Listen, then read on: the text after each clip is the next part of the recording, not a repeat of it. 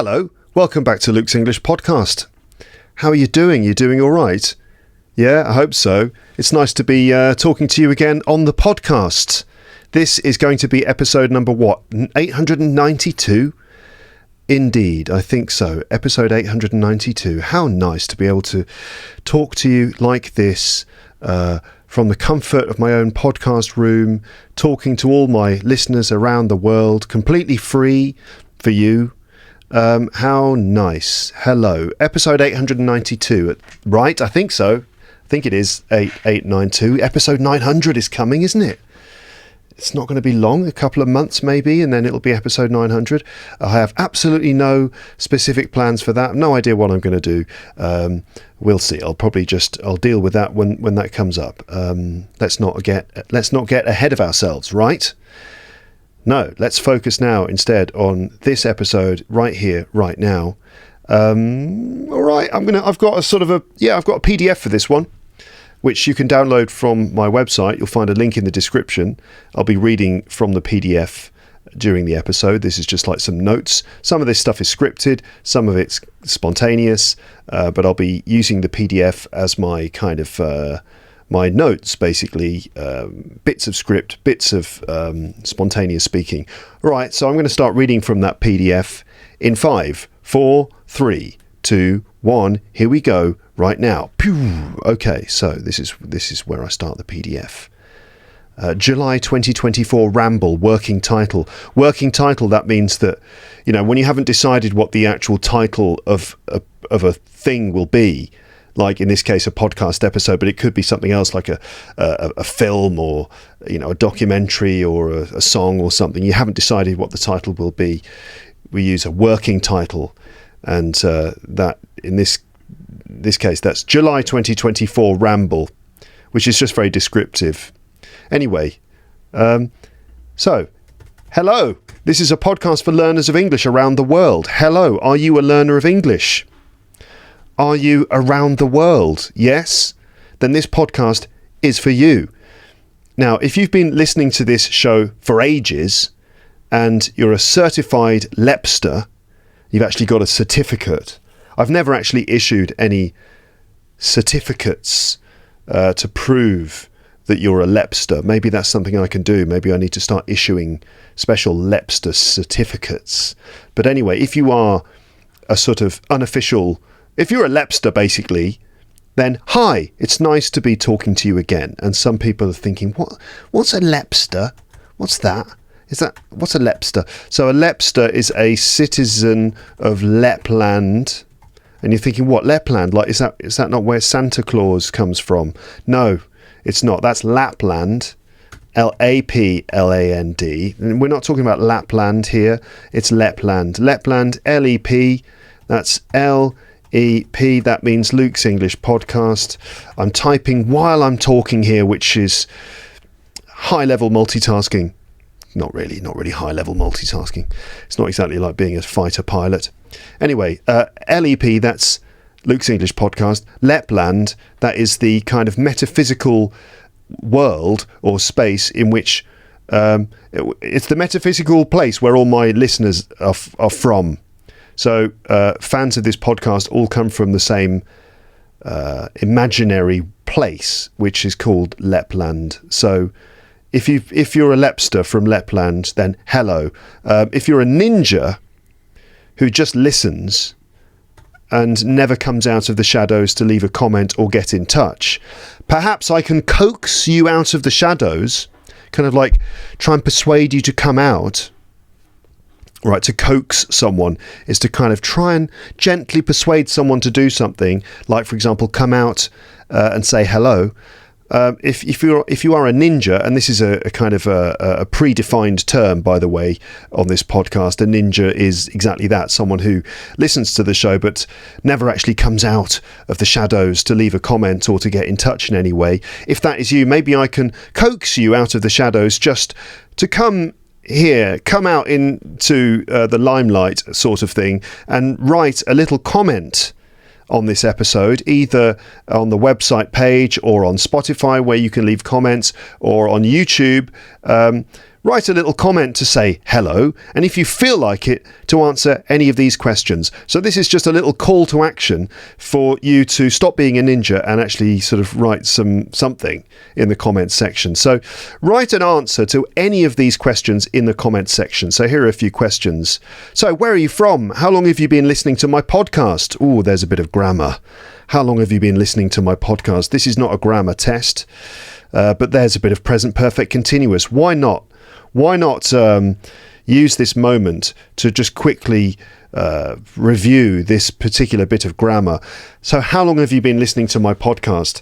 So this bit of grammar, right, present perfect continuous, we use this to talk about like how long, to say how long for a present action, but the how long refers to the time between when it started and now. Does that make sense? For example, what are you doing? Oh, I'm listening to Luke's English podcast. Oh, that's interesting. How long have you been doing that? Oh, for about 5 minutes now. I've been listening to this particular episode for about 5 minutes. So you could be funny and say, about 5 minutes, Luke. But what I meant was, how long have you been listening to the podcast sort of regularly in your life? You might say, I've been listening to LEP for about, 6 months. Or I've been listening to LEP for about, a week. Maybe you've just discovered the podcast, or maybe you're a super long-term listener and you can say, I've been listening to LEP for 16 years. And if that is the case, then I don't know how you've done that, because I've only been doing the podcast for 15 years. So if you've been listening to this podcast for 16 years, then congratulations, you have found a way to travel through time. Good for you. Could you please kind of go back into the past and correct certain things in history? Just be careful, though. Actually, don't do that. Don't go back into the past to correct the course of history, because that would probably lead to some sort of terrible outcome, which would be even worse than what you expected. Okay, that's a bit of a random tangent there while I was trying to explain present perfect continuous. Basically, for a thing you're doing now, if you want to say sort of how long you've been doing it, I mean, if you want to talk about how long for a present thing, we often use present perfect continuous, right? That's often the way it's used. I've been living in France for over 10 years now. I've been doing this podcast for over 15 years. I've been working as an English teacher for about 23 years now. You see? So what about you? How long have you been listening to my podcast? You could be funny and say about 5 minutes. In fact, it's more like 8 minutes now. Or you could just be straight about it and say, I've been listening to your podcast or since as well, right? I've been listening to this podcast since it started, Luke. I've been with you from the very beginning. Or I've been listening to this podcast since I discovered the show during the COVID lockdown, and I was looking for things to help me improve my English online. Or I've been listening to this podcast since my friend introduced it to me three and a half weeks ago exactly. Okay, so how did you discover Luke's English podcast? How would you describe your level of English? All right. Why do you want to learn or improve your English? Do you listen to any other podcasts to improve your English? Which ones do you listen to? What, for you, is the best way to improve your English? What works for you? Now, you might not think, wait a minute, Luke, I'm no expert. Yeah, but still, I want to know. What works for you. What have you found to be a good way to do this? If you want to know my thoughts, you can go back into my episode archive and look at the old episodes I've done about how to learn English with Luke's English podcast. There's even an episode called How to Learn English. You could check that one out. Just go into my episode archive, teacherluke.co.uk/episodes. You know what? Because I'm nice, I'm going to find that episode for you right now. How to Learn English. I've done a few in the past about, techniques, methods, ways to improve your English, but we can just go with that one. So I'm looking at my episode archive. I'm going to do, because I use an Apple Mac laptop, I'm going to press Command F, and I'm going to be able to find this episode, How to Learn English. Command F opens a little search bar on my browser. I use Google Chrome, when I press hold Command and tap F, the search bar opens, and I can then search for keywords on that particular website, and it just takes me straight there. Did you know about that? On a Windows computer, you can do Control F, and you can do the same thing. A very kind of convenient way to, for example, search my episode archive, which you can find at teacherluke.co.uk/episodes. So I've done that, and I've found the episode. It's number 669, and it's called How to Learn English, giving you as much advice as possible about learning English across the 4 skills of reading, listening, writing and speaking. Full transcript available. So you could check that one out, right, if you wanted to know some of my thoughts. But anyway, what about your thoughts? What do you think are the best ways to improve your English in your personal experience? I'd like to know, please. So share your thoughts. Next question. Are you an audio listener or a video viewer? Because there are audio listeners who are listening to the audio version of this podcast using a podcast app on their phone, no doubt, maybe on my website. Or are you a video viewer watching this on YouTube? Which one are you? And are you both? In which case, in which conditions do you listen to the audio version, and when do you watch the video version? I suppose most people listen to the audio version when they're doing something else, like, for example, when they're driving a car, or maybe driving something else, driving a horse-drawn carriage through the streets of Victorian London. That's that person who's managed to travel back in time. Or maybe you listen to the audio version when you are walking or on public transport or something. Let us know. Next question. Are you a premium subscriber? In which case, which podcast app do you use to get all your premium episodes? Are you using Apple Podcasts, Pocket Casts, something else? No, I'm not going to now go into excessive levels of detail about how to add LEP Premium to a podcast app on your phone. Not this time, folks. Next question. Which episode do you remember as one of your favourites? Do you have a particular favourite that you remember? Anything sticky in your memory in terms of an episode that you've enjoyed? Let us know what that is. What kind of episodes do you like? Because I do different types of episode on this show.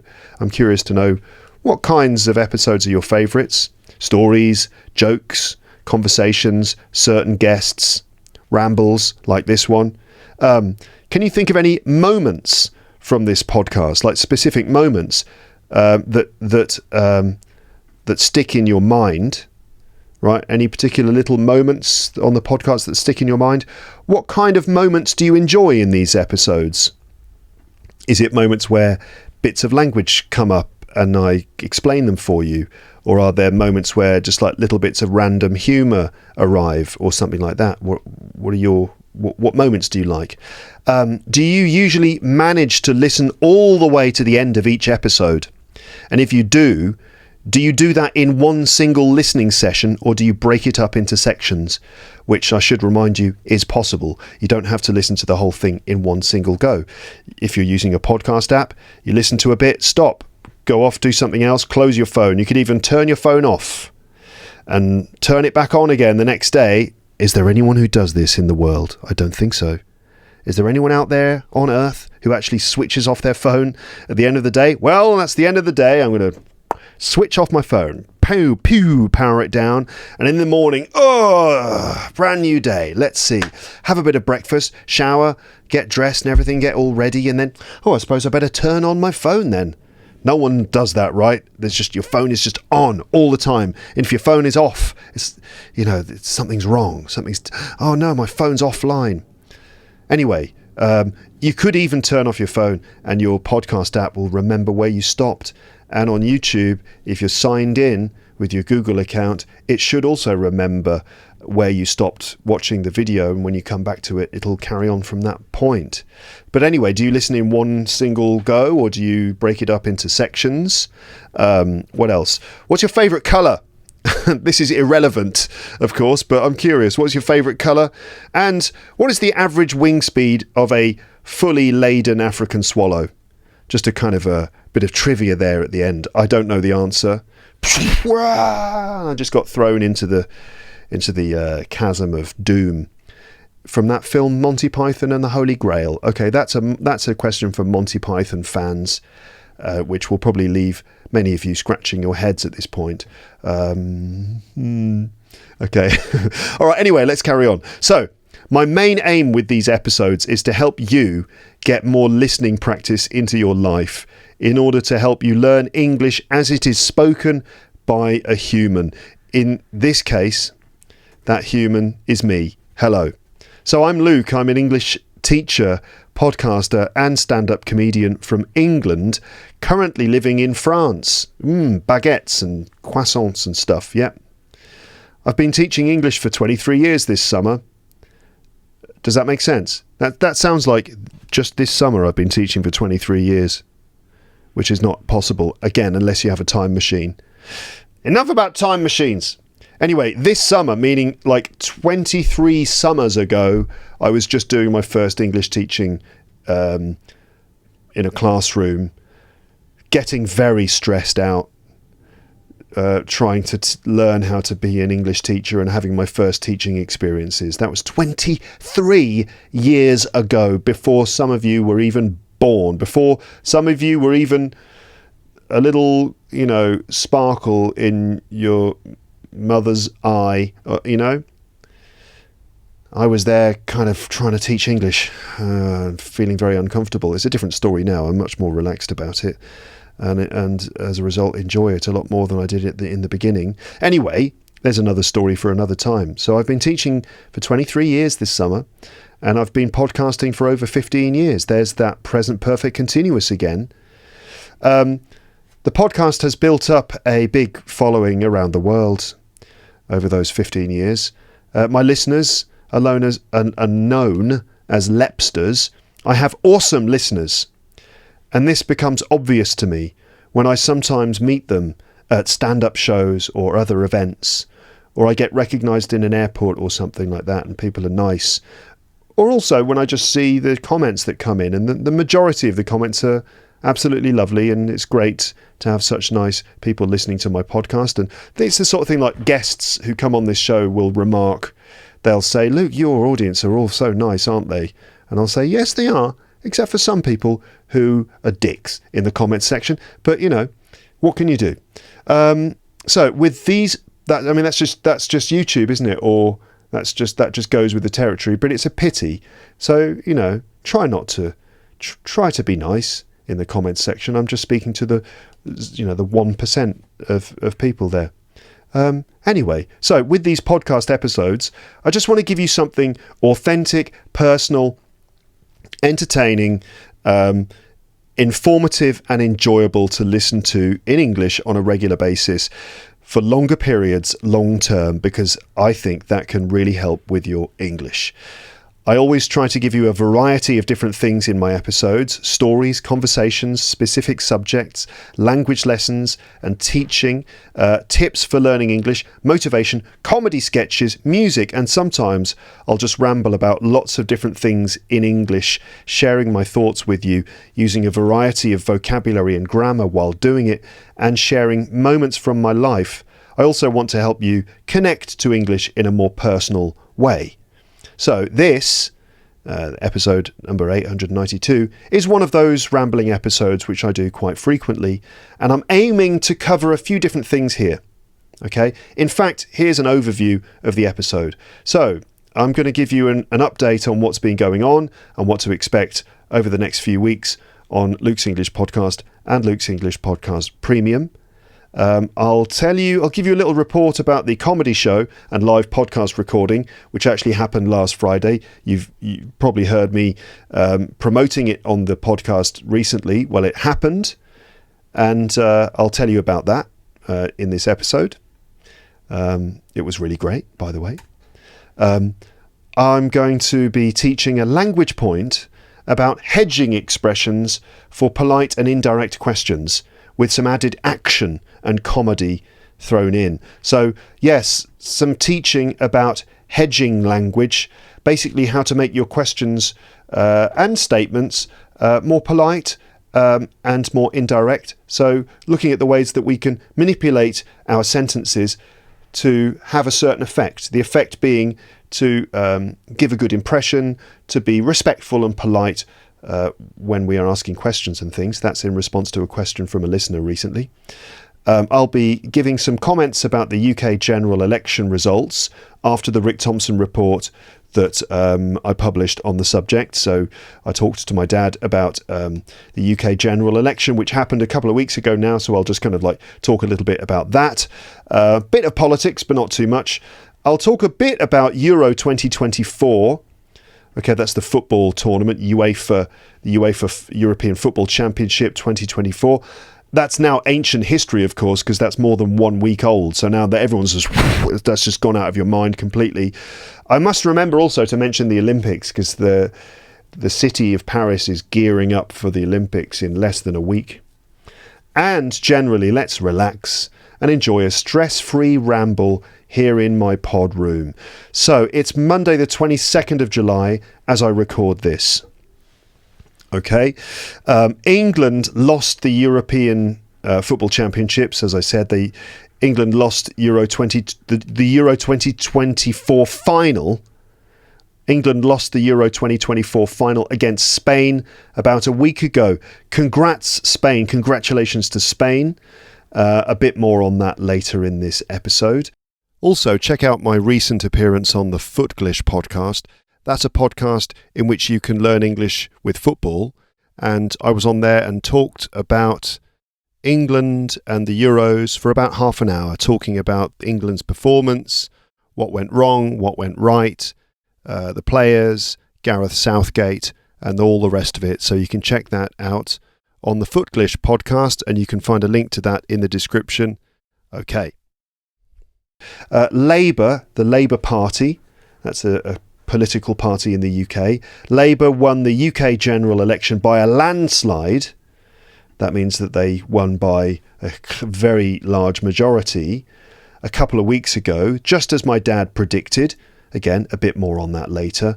Donald Trump nearly got shot and ended up looking like some kind of action movie hero. You must have seen that. Unbelievable. And Joe Biden has stepped down as the presidential candidate for the Democrats, having looked worryingly shaky and confused in the most recent presidential debate. There had been a lot of calls for him to step down. Finally, he did it. A little bit more on that later too, but not too much politics. It's been boiling hot in Paris. It's been roasting here in Paris. Boiling hot. Luckily, we had some thunderstorms and it's cooled down a little bit, but it's still boiling as far as I'm concerned. On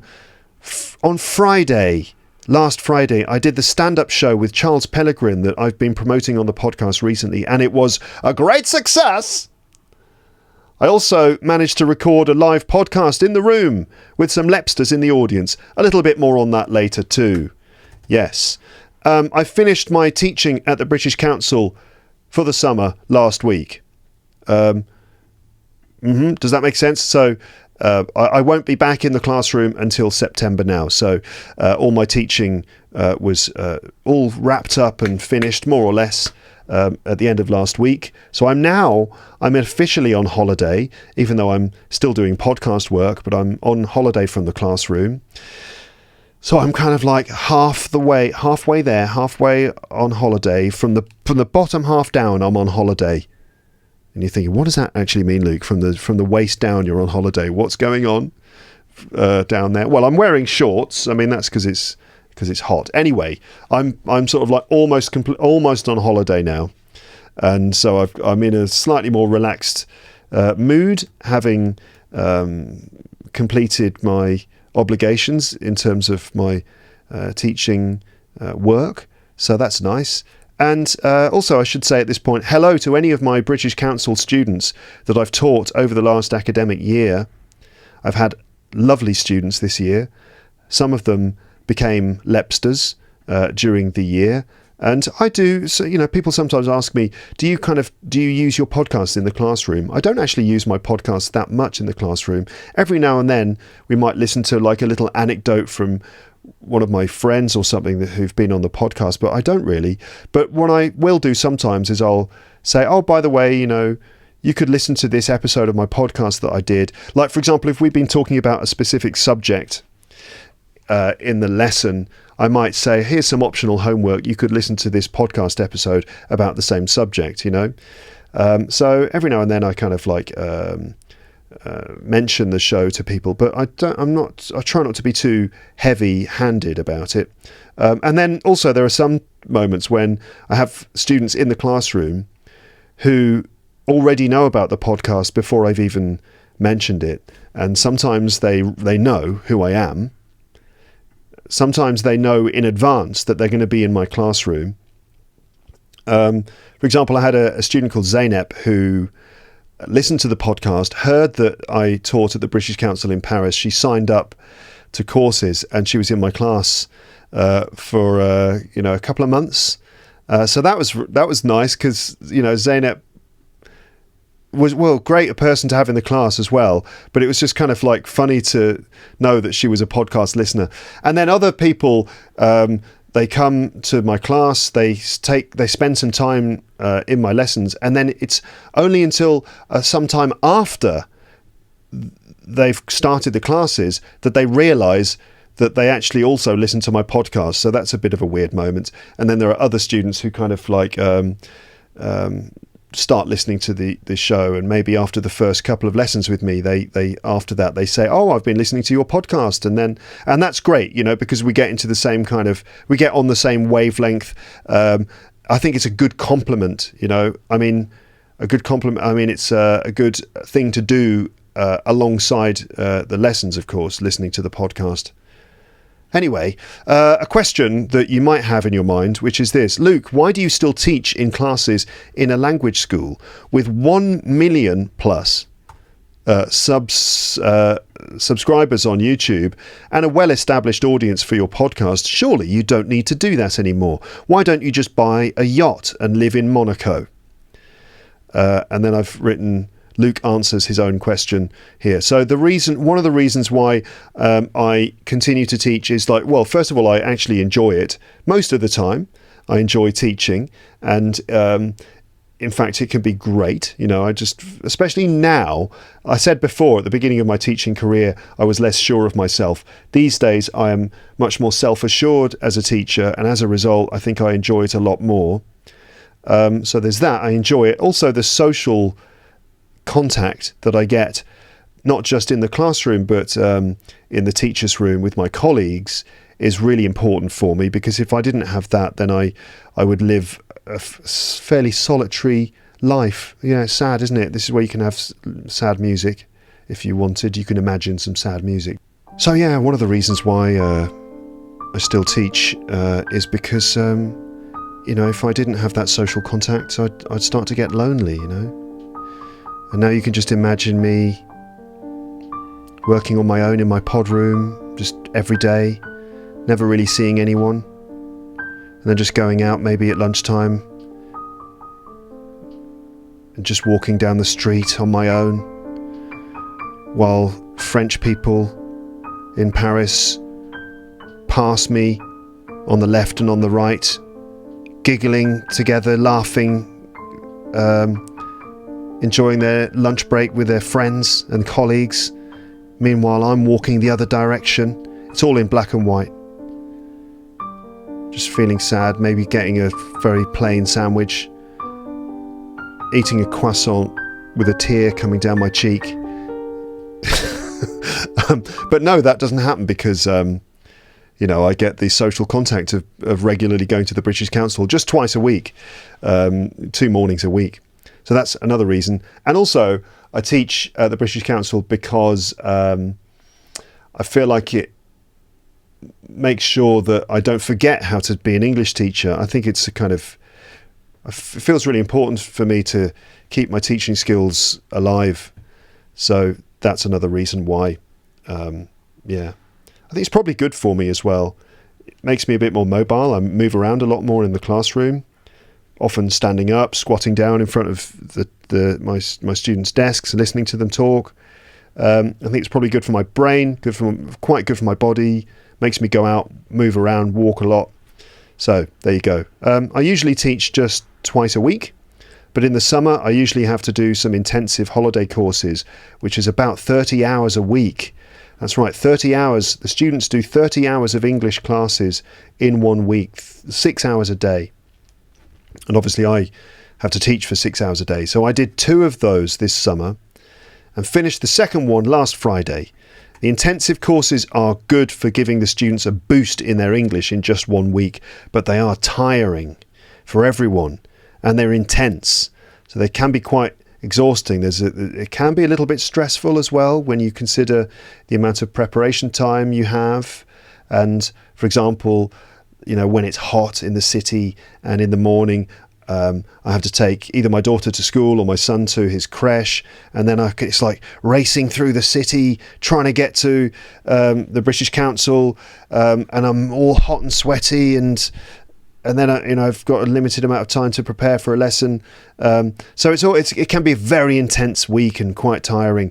So I have to say it's a tremendous relief to know that I finished the courses and they all went fine, and now I've just got a bit more breathing space. It's great. Tomorrow I'm going to London, by the way. I'm going to London tomorrow. Anyway, it's another story for another time. Hopefully I'm going to record something while I'm there with my camera, a walk and talk. I have various episodes in the pipeline, free and premium ones. I'm trying to keep things varied. Now, a little bit about my calendar over the next few weeks. So I'm trying to get everything done before August arrives, and we go away on holiday for most of the month, and I won't be doing any podcasting, right? So I need to make enough episodes so I can publish 1 per week during the holiday, but also for a couple of weeks when we get back, because that can be a busy time and I won't be able to prepare episodes in August, so I might not have things ready for September. My spider sense tells me that I've confused you a little bit there.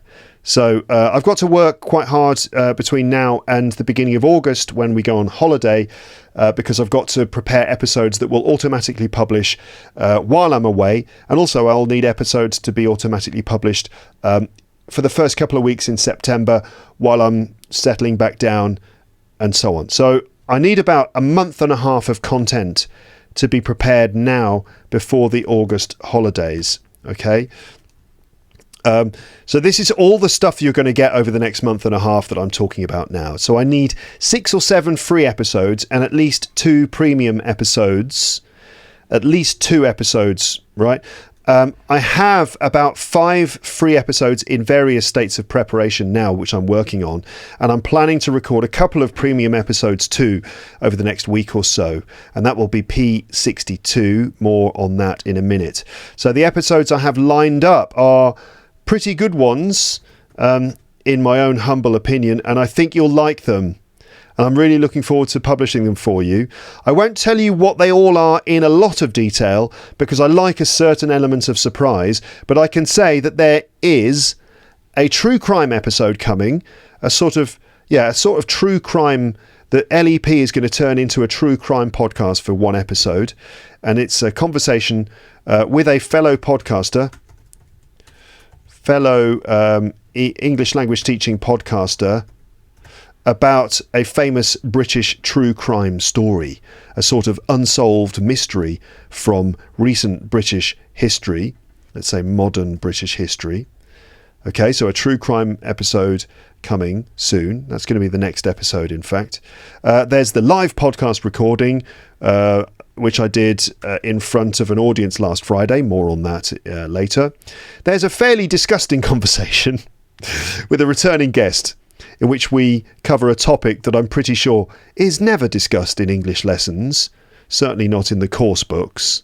I'm sure that there are teachers who will do those things sort of unofficially, but certainly the course books probably don't cover the topic that is going to be in this upcoming episode. And also, in that episode, some creepy true stories which will send a shiver down your spine. Ghosts. Coming soon. There's a story episode involving some more interactive fiction. Think the Victorian detective series, but without the detective elements, or the Lemon Adventure, but without the lemons, right? So an interactive story, interactive fiction, that's where I do one of those sort of online text adventure games. A funny and revealing conversation with an old friend and fellow English teacher that I hadn't seen for years, I should say, because I spoke to him a few weeks ago and recorded that podcast. And there's the trip to the medieval museum with Amber and Paul, which you might have forgotten about. I went to a medieval museum on the same day I recorded the recent Walk and Talk episode with health and diet phrasal verbs. On that same day, I went to the medieval museum with Amber and Paul, and Paul's brother Kyle, who is a professional footballer, by the way. I don't know if you knew that. So anyway, that's coming up too. Although I have to say, that one is an absolute nightmare to edit, because I've got 5 files to deal with all at the same time. There's the video footage, right, shot with my action cam, and then there's 4 audio files: me, Amber, Paul, and Kyle. And so I'm synchronizing them all together and editing them all at the same time. And basically, in order to avoid a horrible sort of phasing effect, I have to cut out. So when one person is speaking, I have to cut out the audio from all the other people. So it's just isolating each person's audio file when they speak. Anyway, it's a nightmare. So it's taking me a long time to put that together. Plus, there was an issue with the recording. It's a bit annoying, and I was quite upset when I discovered this, that 2 of the audio files cut off after an hour. So that's like 30 minutes. The whole last section of the episode has been lost, partially lost. I've still got the video, but the audio is not very good. So anyway, I don't know what I'm going to do, but I'm working on it. Also, I need to publish the vocabulary workshop I did in the spring. Do you remember that? Do you remember when I was talking about this vocab workshop on Zoom? I need to publish that. It was recorded, but I need to re-record the audio version because the workshop relied on visual slides too much and won't work as an audio episode. So I'll publish the original workshop recording on YouTube, I think, and we'll record a new audio version that will work without the slides, the one that you could just listen to. I think it's a really important episode in terms of giving you advice about learning vocabulary, and it fits in well with my approach to doing premium episodes. So I will be publishing that at some point fairly soon. Other content is still to be confirmed, but I'll see what I can do, right? As I said, I need quite a lot of content to tie me over until the middle of September. Premium subscribers, hello.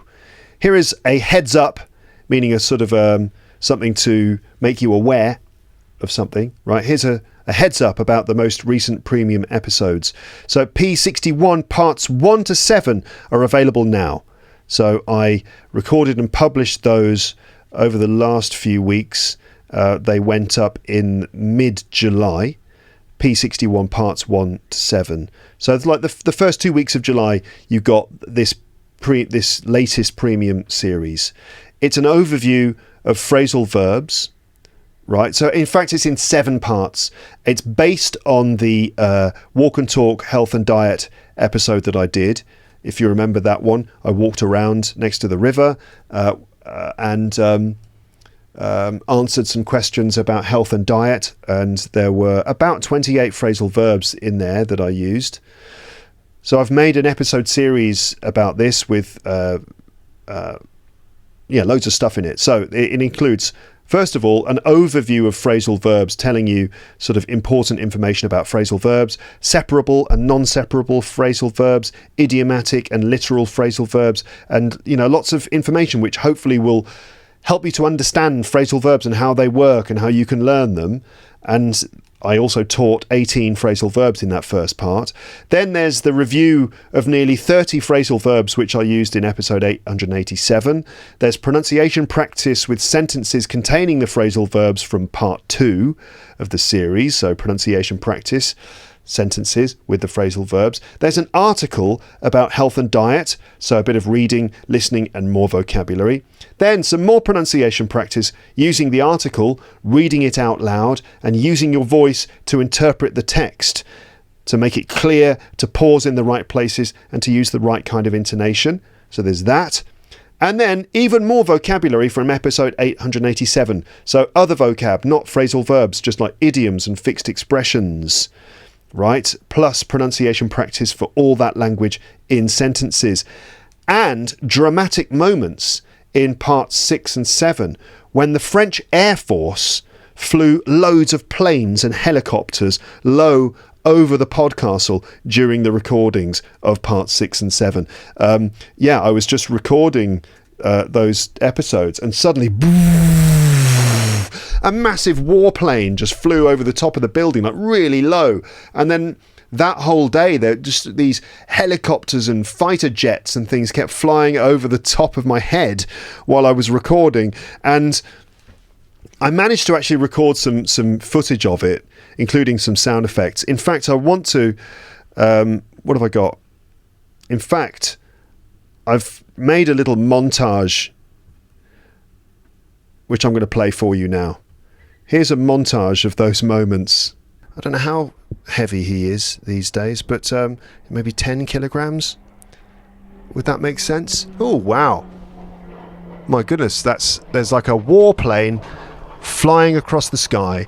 It looked like a propeller-driven fighter plane just flew in front of my window. That was exciting, and it was in strange colour. It was like blue and white stripes. That was an odd moment. That one seemed to be pretty close. Very exciting. Sorry you couldn't see that.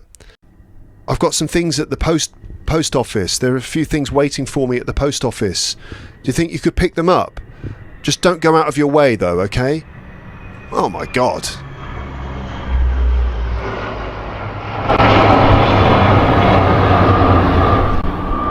Jesus. Cool, blimey.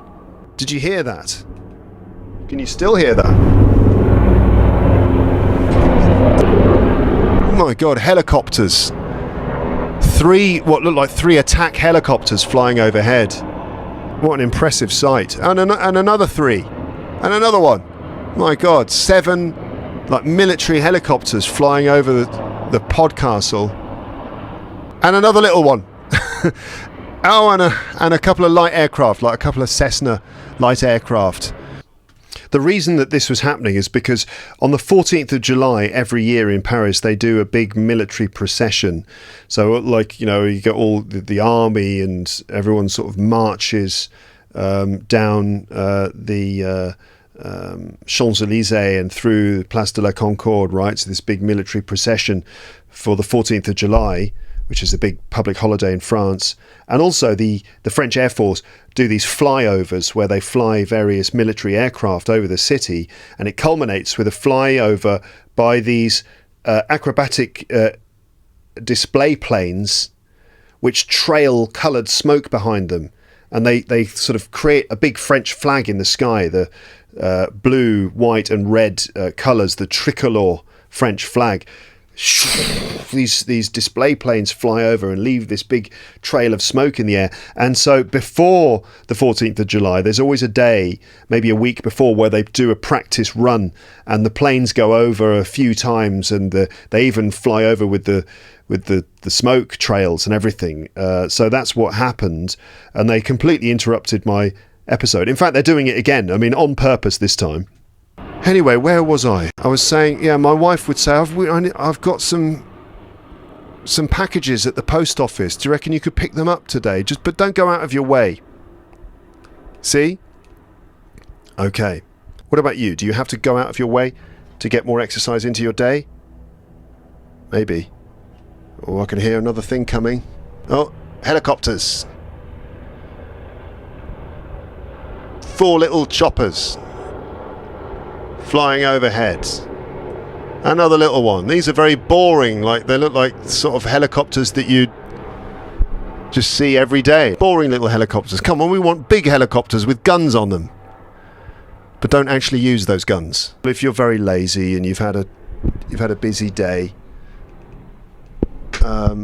and you really need to get off your bum and go to the gym.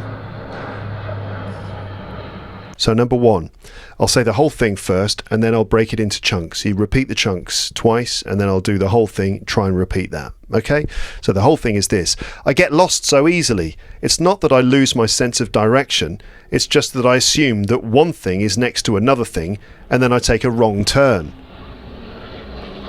Okay? This is ridiculous. It's ridiculous, the number of planes and stuff. There's just fighter jets flying over my building all the time. I'm videoing right now. I'm just videoing the sky in front of the pod room here. Are we going to get any more fighter jets? I'm probably going to end up standing here for like 15 minutes, aren't I? Just in this position. Is anything going to come? All right, back to the podcast then. Right. Oh, here comes another one. Oh my goodness me. Oh my God. I'm so sorry you can't see this. Right, I've got to take some video evidence of this. Don't know what you call them. In English, that's the red arrows. So that was a set of about, I guess, 5 what do they call those planes that for display purposes, and they had trails of smoke coming off the back of them. There was a French flag in smoke, so blue, white and red smoke trailing behind them.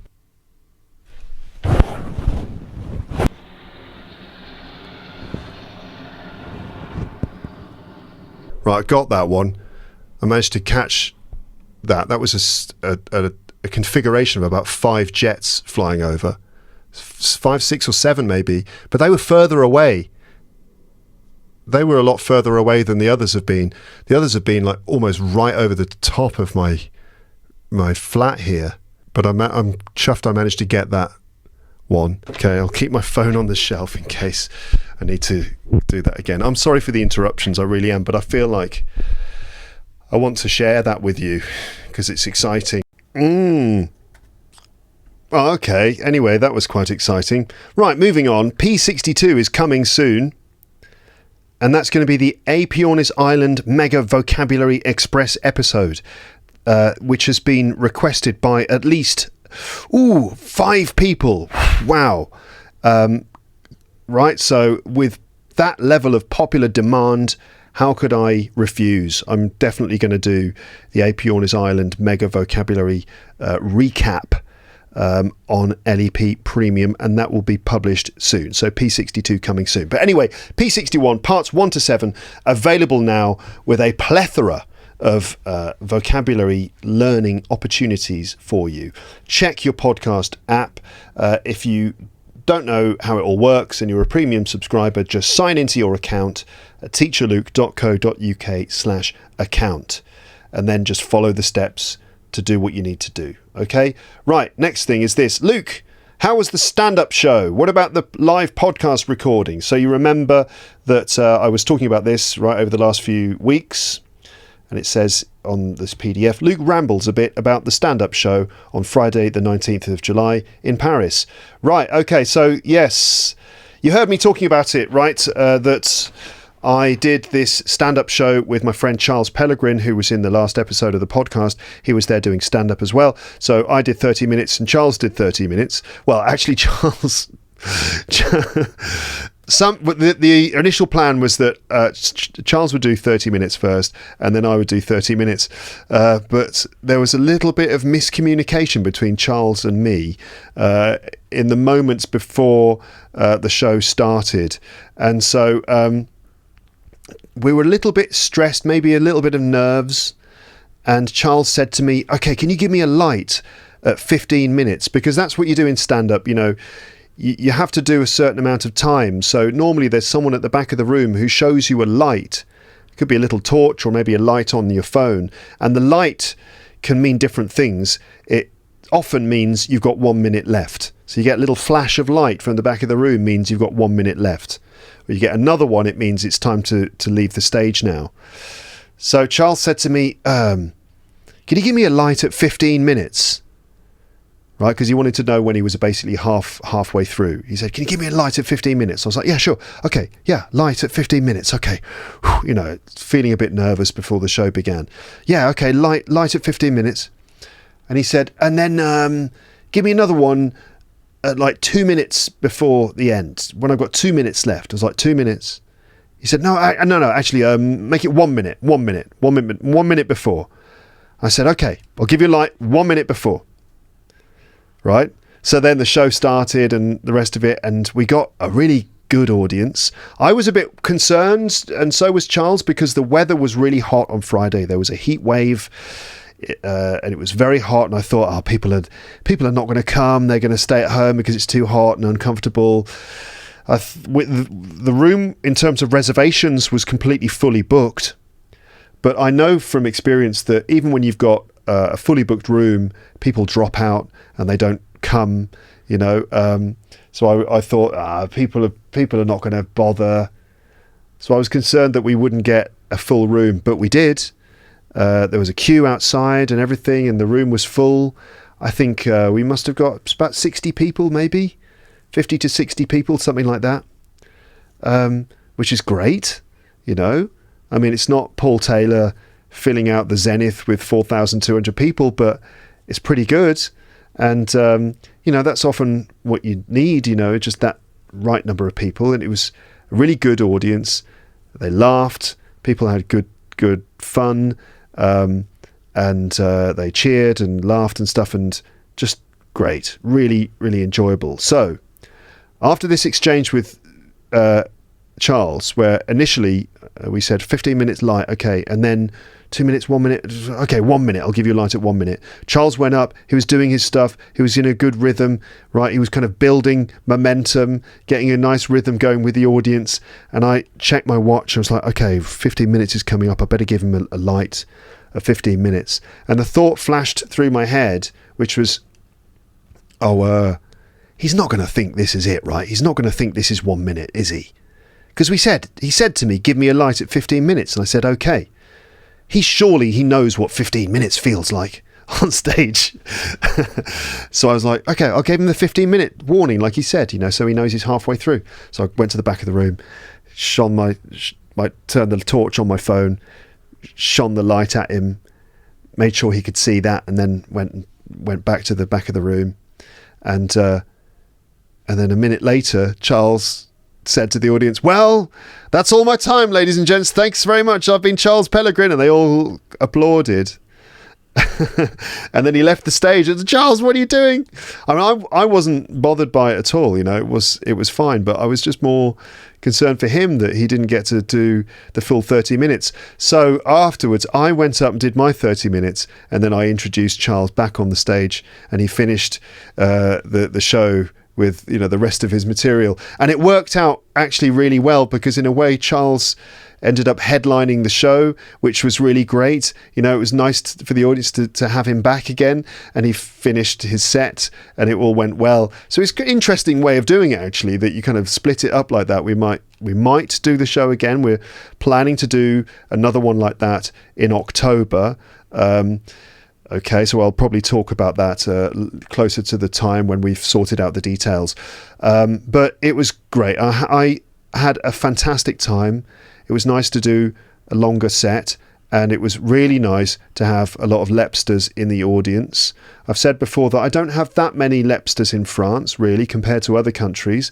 But, I had people who came, and people were lovely and enthusiastic, and it was just really good fun, and nice to entertain and to do stand-up, it was great. Now I recorded that, but I'm not going to publish it because and I've explained the reasons for this before, which is that once I publish stand-up material, then it's kind of out, and we'll see. I haven't got plans to publish the stand-up stuff because I keep that for the stage, let's say.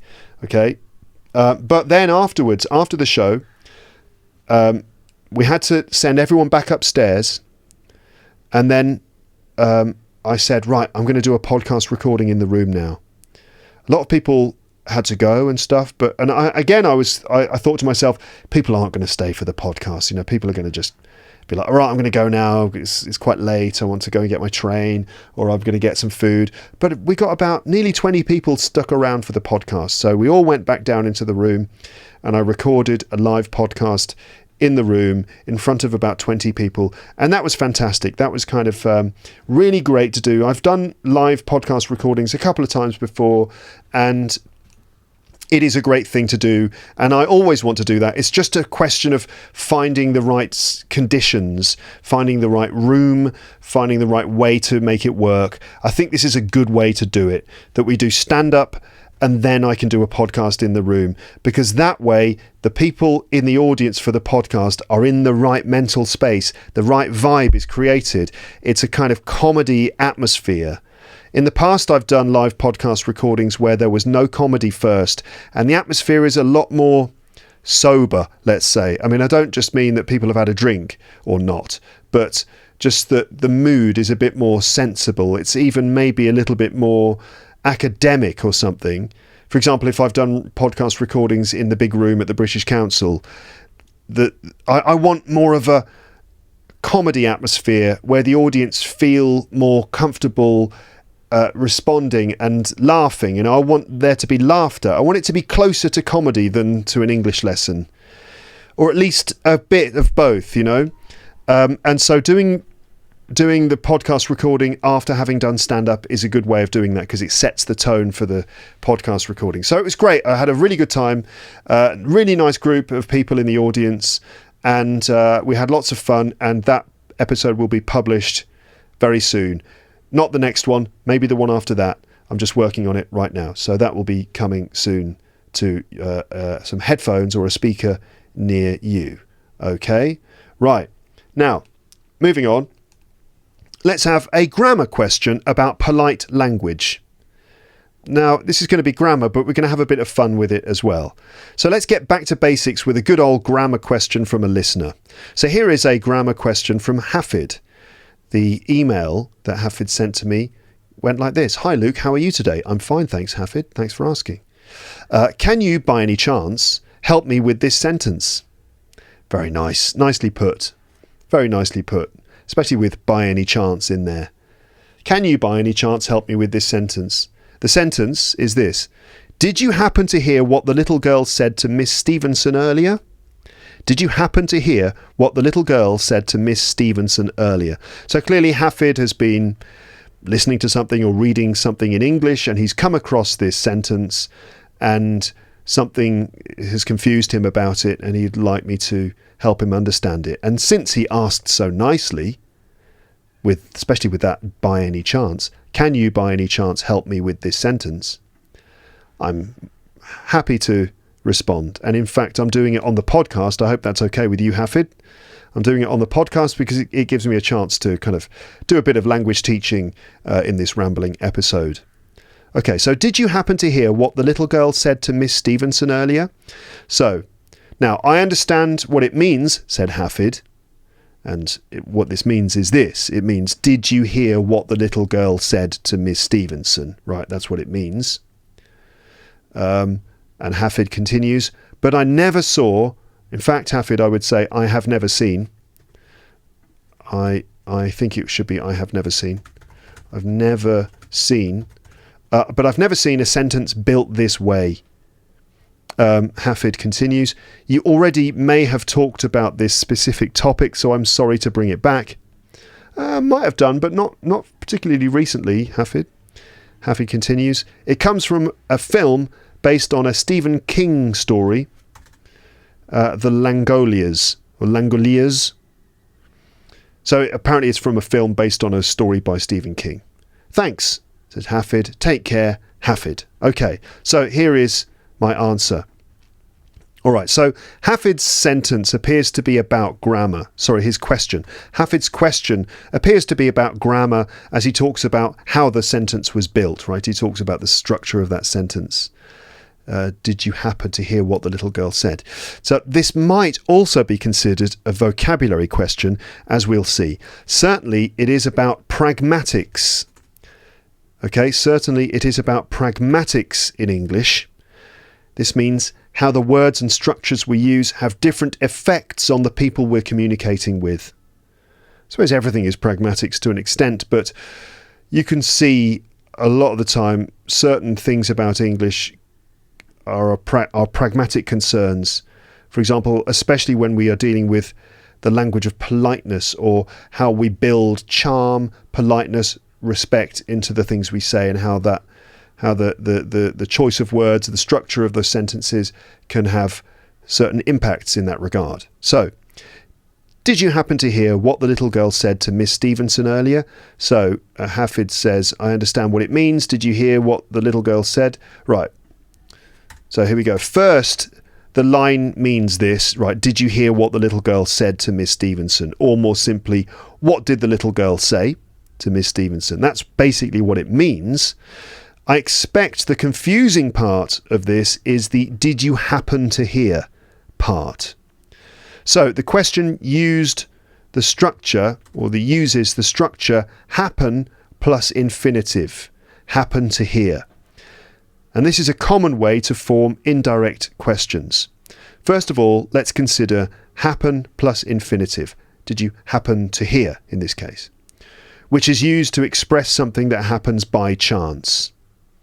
For example, I happened to meet James the other day at the bus stop. So I just met James without intending to. I was at the bus stop. He was at the bus stop too. Hi, James. Oh, it's nice to see you here. I happened to meet James the other day. Or, dear Steve, I happen to be coming to your town later this month. Maybe we can meet for a coffee.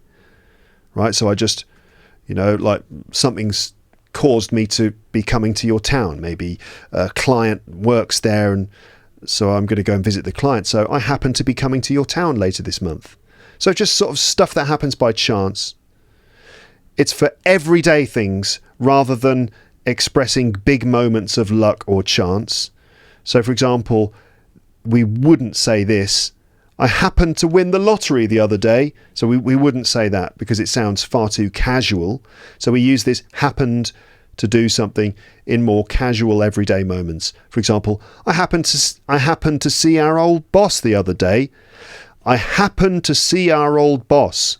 Difficult pronunciation to understand there because of the our old boss. Right, the words all combined together. To see our old boss.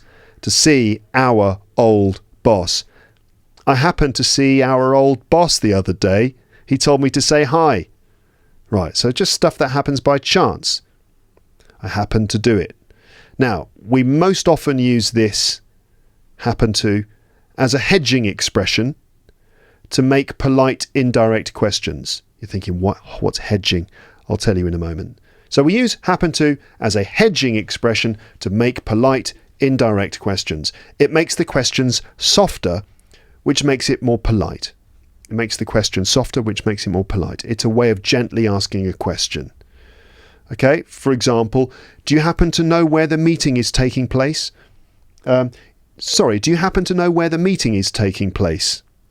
Which is another version of saying, where is the meeting taking place?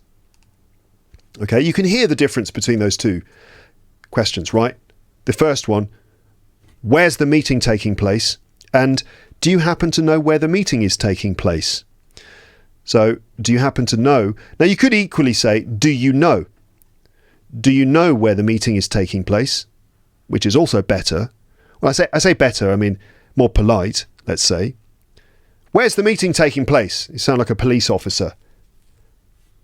Where's the meeting taking place? Tell me now. I don't know, officer. Just where is it? It's in room B. But more politely, excuse me, do you know where the meeting is taking place? Yeah, it's in room B. Why did you tell him? Well, he was so polite. I didn't know. Or another one. Sorry, do you happen to know where the meeting is taking place? In fact, that starts with sorry as well. Sorry, do you happen to know where the meeting is taking place? Yeah, it's in room B. Don't tell him where the meeting... I mean, he was so polite. Don't know why there's this drama, but, I'm just trying to keep it entertaining. So, hedging is when we add things at the beginning and end, or end, of our statements to make them more polite. So changing the structure of what we say, or changing the things we say to make them more polite. typically adding something at the beginning or adding something at the end, right? So this is done by making our statements less direct or less imposing. If something is imposing, it means it sort of imposes an obligation on someone, right? So to make our statements less imposing, meaning less forceful, meaning allowing the responder the choice to say no more easily. Okay, ultimately that's what it comes down to when we're talking about this kind of polite, pragmatic language. Instead of saying, "Where's the meeting room?" That's a very imposing question, because it's harder for the person responding to say to not answer the question. You know, it's imposing because you're really forcing the person to give you specific information, and therefore that's quite rude. You're asking quite a lot. You're putting someone on the spot. Whereas if you say, "Do you know where the meeting is taking place?" the answer to that is technically, "Yes, I do," or "No, I don't." And so you're kind of giving the responder more options in terms of how they can respond. Okay, putting less pressure on them. And do you happen to know when the game starts? Meaning, you know, is there any chance? Or I don't suppose there's any possibility in which you know this. So again, adds that layer of indirectness. So, do you happen to know when the game starts? Or did you happen to catch what time the game starts? And did you happen to hear what she said about the game? All examples of making questions with happen to. Okay, do you know or do you happen to know? Did you catch and did you happen to catch? So, going from direct to polite, let's just look at this again. Let's just illustrate this. So, what time does the game start? That's direct. And less direct, do you know what time the game starts?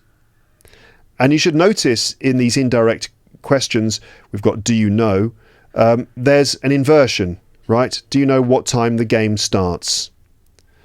What time does the game start? Do you know what time the game starts? So in this indirect version, the game starts. That's normal sentence structure. Subject, verb. The game starts, right? In normal questions, it's the other way around. What time does? You use that auxiliary verb. Okay. Do you happen to know what time the game starts? Do you happen to know what time the game starts? And this as well, check this one out. You don't happen to know what time the game starts, do you? So this is a negative statement with a positive tag question, which is another common way to do it. Even less direct, even more indirect. You don't happen to know what time the game starts, do you? So, when do we often use happen to, if we go back to that? Happen to. So here are verbs which are commonly used with did you or do you happen to. So we got know, as we said. Do you happen to know what time it is? See. Did you happen to see my keys anywhere? Where are my keys? Have. Do you happen to have a pen? Do you happen to have a... why can't I say that? Do you happen to have a pen I can borrow? Right. Sorry, mate. Do you happen to have a pen I can borrow? Sandra. I don't know why I'm speaking like that. Sandra. Yes. Sandra. Do you happen to have a pen I can borrow? Very sort of a posh person for some reason. Yeah. Hey, Steve. Do you happen to have? You don't happen to have a pen I can borrow, do you? And remember. Do you happen to remember where we parked the car? And hear. Did you happen to hear the news about the meeting? I don't know which room it is. Find. Did you happen to find my glasses? So I'm looking for my glasses. You didn't find them, did you? Did you happen to find my glasses? B. Do you happen to be free this weekend? Come across, meaning sort of find by chance. Did you happen to come across that book I mentioned? I mentioned a book to you 2 weeks ago. I want to know if you found it or if you saw it anywhere. Did you happen to come across that book I mentioned? You should really read it. It's brilliant. And notice. Did you happen to notice if the lights were on? Right. Did you walk past Simon's office? Yeah, I did. Did you happen to notice if the lights were on? Yeah, come to think of it, yeah, they were on. I should know. Honestly, what's he doing? He's staying in the office late at night with the lights on. Did you see anything else? Well, I did see 2 silhouettes in the window. 2 silhouettes in the window, eh? Yeah, they were. What were they doing? I don't know. They were. I'm not sure. They seemed to be doing. I think they were kissing. Simon. Anyway, other common hedging language. So we've had happen to. We had a little bit of negative statement with a positive tag. You don't know where the toilets are, do you? Right? Here are some other things. So we've got yes or no questions. Yes or no questions are more polite than direct WH questions. For example, where did James go? And do you know where James went? And using negative statements plus a positive tag, which I mentioned just a moment ago. For example, do you know where James went? Becomes, you don't know where James went, do you? And do you happen to know where James went? And you don't happen to know where James went, do you? Very common, that. And James didn't come through here earlier, did he? You didn't get an email about James didn't come through here earlier, did he? Would become, oh, that's it. James didn't come through here earlier, did he? Which is, did James come through here earlier? Yeah. So making these changes can be useful for making your questions less forceful. Now, to illustrate this might be a strange example, but to illustrate this, consider a psychic talking to a room of people during a psychic show. Now, this is just something I've noticed, having been slightly curious about psychics and mind readers, right, mediums, and noticing the way that they do things and reading about it. One of the tricks I think that psychics have, right, so a psychic, by the way, is someone who claims to be able to read people's minds or to communicate with the dead. And they often do these things in front of an audience where they appear to be sort of picking people out of the audience and then like finding a dead relative and communicating with them through the spirit world and then sharing the information with them and then getting paid at the end to do it, which, you know, everyone's got to make a living somehow, but, you know. So what I've noticed is that psychics often use this structure, negative sentence plus positive tag, which is one of the bits of hedging language I've just talked about. A tag question, by the way, is something that's added on the end, right? For example, you don't know someone called Simon, do you? So the do you is the tag question, and it's normally the tag question is sort of opposite in form to the verb in the previous clause. For example, you don't know. So don't know is negative. So the tag question would be positive. Right? They're not always opposite, but often. So you don't know someone called Simon, do you? And another version of that would be, you know Simon, don't you? You know Simon, yeah, you know him, don't you? And you don't know someone called Simon, do you? Which basically means, do you know someone called Simon? You don't know someone called Simon, do you? Simon, yeah, I do actually. Yeah, I work with a guy called Simon. You don't know someone called Simon, do you? Simon, no, I don't know. I don't know anyone called Simon. Okay, so psychics often use this structure in their mind reading or their medium sessions. Now, I think the reason for this is that it allows yes or no to both be equally valid responses, allowing the psychic to avoid getting their prediction or psychic reading wrong. Now, again, this is a fairly strange example, I suppose, to be using, and maybe it just reveals my preoccupation with the work of psychics and the fact that I'm skeptical about it, right? So I'm coming from the position of a skeptic. I don't believe that it's real. I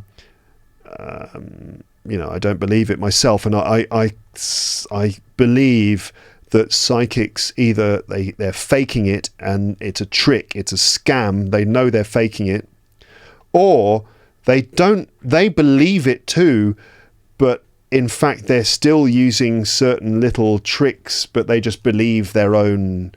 They believe their own sort of, what's the word I can use? Bullshit? No, I shouldn't use that word. They believe their own tricks. Anyway, so psychics use this kind of structure. So compare this. Here are two versions. So first, the psychic says, so I'm getting the name John. I'm getting the name John, he says to the audience. I'm getting the name John. Does anyone have a connection with the name John? And the audience member says, yes, me, says someone. And the psychic says, so he wasn't a family member, was he? He wasn't a family member, was he? And the audience member says, yes, he was my father. And the psychic goes, right. He's with me now. And the psychic then says, did he drive a fast car? And the audience member says, no, he didn't drive. He didn't drive at all. And the psychic goes, okay. And at this point, it looks like the psychic was wrong here. Right? You know what I mean? It looks like the psychic got something wrong. He said fast car, but the person said no. This is a very long-winded example, but still. So compare that to this. So first the psychic says, I'm getting the name John. Does anyone have a connection with the name John in the room? And the audience member says, yes, me. And the psychic says, he wasn't a family member, was he? Sort of, again, you see, there's that structure allowing the options to stay open. Yes and no could be an answer to that. I mean, both yes and no they're both equally expected answers, right? If it's he was a family member, wasn't he? We expect the person to say yes, and if they say no, it looks like you've got it wrong. Was he a family member? We expect the person to say yes. It's a leading question. But he wasn't a family member, was he? This is a much more tentative question where no could also be the right answer. Do you know what I mean? It's difficult to explain this. So, he wasn't a family member, was he? The audience goes, yes, he was my father. Or, hold on, let's change that. No, he was my brother. And the psychic goes, right. You see what I mean? He wasn't a family... Hold on a minute. He was my neighbour. Let's have that. He wasn't a family member, was he? No, he was my neighbour. So, no still sounds like it's the answer the psychic expected because of the structure of he wasn't a family member, was he? No, he was my neighbour. Right. He's with me now. He didn't drive a fast car, did he? And the audience member goes, no, he didn't drive. And the psychic says, right. That's what I thought. You see what I mean? Not that's what I thought. Just that's what the spirit is telling me. That's what the spirits are telling me.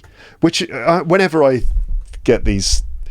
see psychics in action, I always kind of like wonder, what is it the psychic is hearing? Because psychics are always like this. Does anyone in the room have an association with John? John. And then no one is saying yes. John, it might just be a J. Is it John? Is it Jean? It might be Jean as well. Jean, or a J. Certainly I'm getting a J.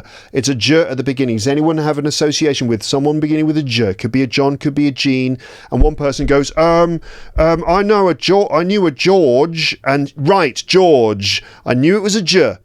Now, what's going on there? What is the psychic hearing? The psychic is talking to the audience. Meanwhile, the spirits in the psychic's ear are going, John.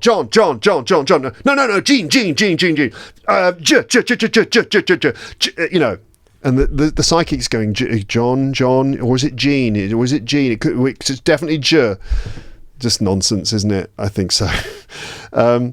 So anyway, no, he didn't drive. This looks like he didn't drive a fast car, did he? No, he didn't drive. Right. So this looks like the psychic was right, even though the answer was no. So psychics often use this structure because it's a trick that they use to always be right, even if the answer is yes or no. Okay, That's perhaps a weird example, but it just demonstrates the way that changing the structure of the language can change the effect it has, even though the central message is basically the same. Psychics use this structure to keep things open, allowing yes or no to both be acceptable answers. In our everyday lives, we can use this structure to be more polite by allowing the other person the freedom to give whatever answer they like, making it a bit easier for them to contradict you. You don't have the time, do you? No, I don't. Oh, okay, sorry.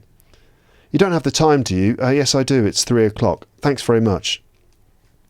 Somehow, you don't have the time, do you? Makes it easier for the person to say no if they don't, you know? Maybe in English we're just too polite. We don't like saying no. And so we make these complicated, convoluted question forms to just make sure we're not imposing on the other person too much. Now, these are quite subtle little differences, but they have the effect of making you more polite, less imposing, a bit kinder, maybe more charming. Right? Another one. Do you, by any chance, which is what Hafid used in his question. For example, do you know what time the game starts by any chance? Do you happen to know what time the game starts by any chance? You don't know what time the game starts by any chance, do you? And you don't happen to know what time the game starts by any chance, do you? Wonderful, isn't it? Yes, Luke, of course.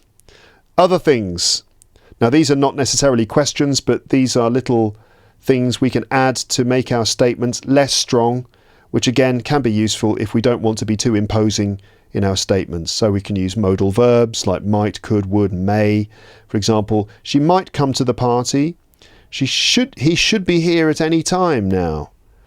He should be here any time now. So this is just, some more examples of other forms of language that we can use to just make our statements a little bit more, what's the word for it? Flexible, indirect maybe.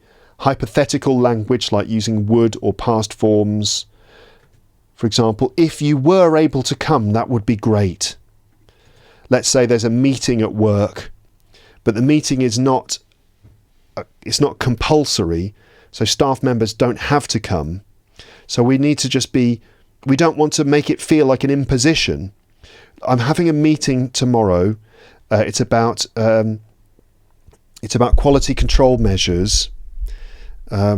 We need as many people as possible. It's not an obligation, but we need as many people as possible. So if you were able to come, that would be great.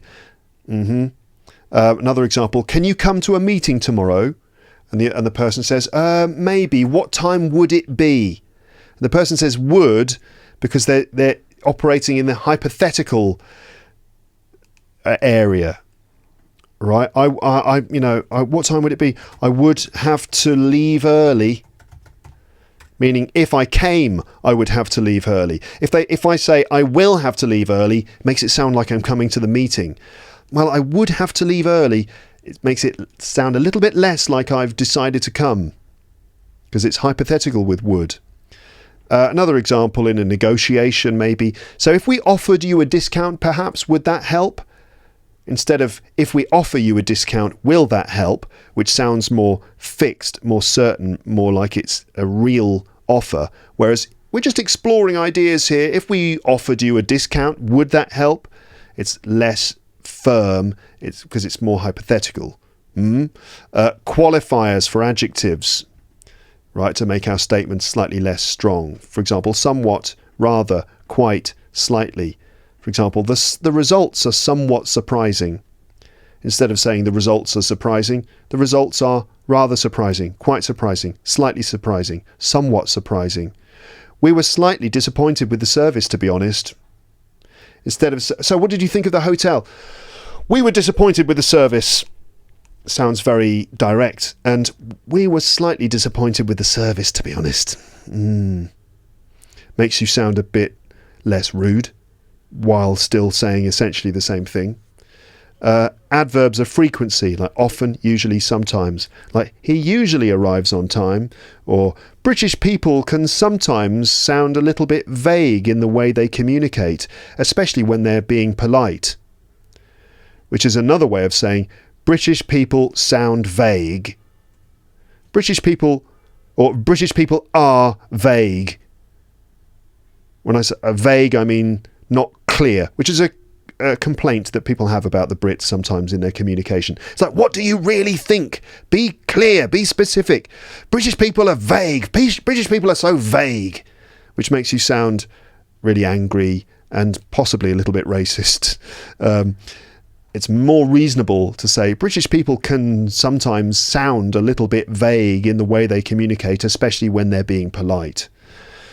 Longer, more complex, but more diplomatic.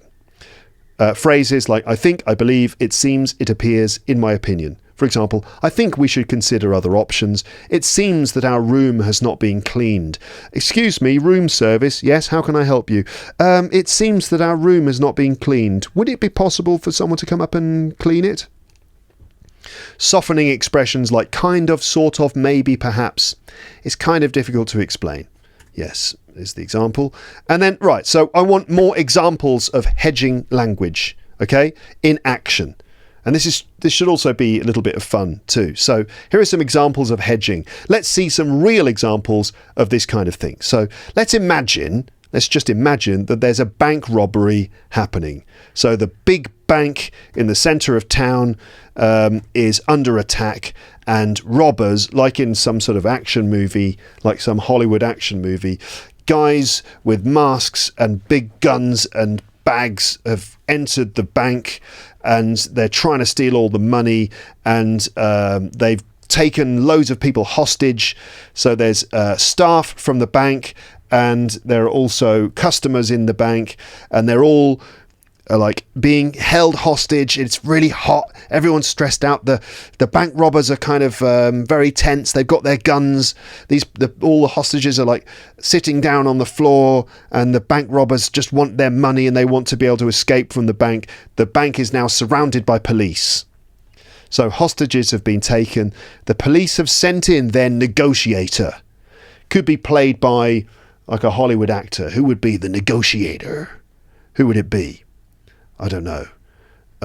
Maybe it would be one of those Hollywood movies where the actor playing the negotiator is an actor who's playing like a different kind of character that they normally would play.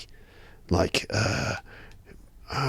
maybe this is like Owen Wilson. No. It's just some generic American actor. It's like John Actor plays the negotiator in this film, okay? So the police have sent in their negotiator to talk to the robbers and persuade them to release the hostages. There are two versions of this dialogue, which I'm going to show to you now. The first version is direct, and the second version uses hedging language and is more successful in my version of events. Now, to be honest, I'm not an expert hostage negotiator. Surprise, surprise. So I'm not sure which version would work best, either the direct and aggressive version or the indirect and more reasonable version. But I think the second one, the less direct one, is probably more likely to work, and surely that would involve some hedging language, or at least more complex and pragmatic language. Let's see.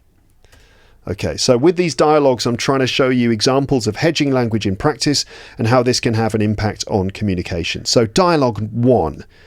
No hedging, and the negotiation fails. Here we go. So we start with the police negotiator. Listen, you're not going to get away with this. Release the hostages right now. And the bank robber says, how are they communicating? Maybe they're communicating by like CB radios. The cop has thrown a CB radio across the hallway to the bank robber who took it, and they're communicating by CB radio. And there's like, robbers with guns, police with guns. Listen, you're not going to get away with this. Release the hostages right now. And the bank robber says, I'm not releasing anyone until I get what I want. Police negotiator, you don't have a choice. We have the building surrounded and you can't escape. Surrender immediately. The bank robber says, I don't care. I'll do whatever it takes to get out of here. Police negotiator, if you harm anyone, you'll face serious consequences. Now drop your weapon and come out with your hands up. Bank robber says, no way, I'm not giving up. Police negotiator, this is your last warning. End this now or we'll come in. And the bank robber says, I'd rather die than go to prison. Now you get me my helicopter, or one of these hostages is going to get it right now. He cocks his shotgun and screams, "Ah!" So, okay, that didn't go very well. Obviously because the language was too direct. Let's hear version 2. So here's dialogue 2 with hedging language this time. And the negotiation succeeds. So here we go. Police negotiator. "Hi there, I'm Officer Miller. It seems like things have gotten pretty intense in there. How are you holding up?" The bank robber says, "Not great. I need these demands met, or this will end badly. I want my helicopter and no funny stuff." The police negotiator says, "I understand you're in a tough spot. Damn, it's hot today, huh? It's hot today. 100 degrees out there. I know how you feel. My wife gets awful irritable in this weather. It's a damn nightmare, let me tell you. You got a wife? Kids?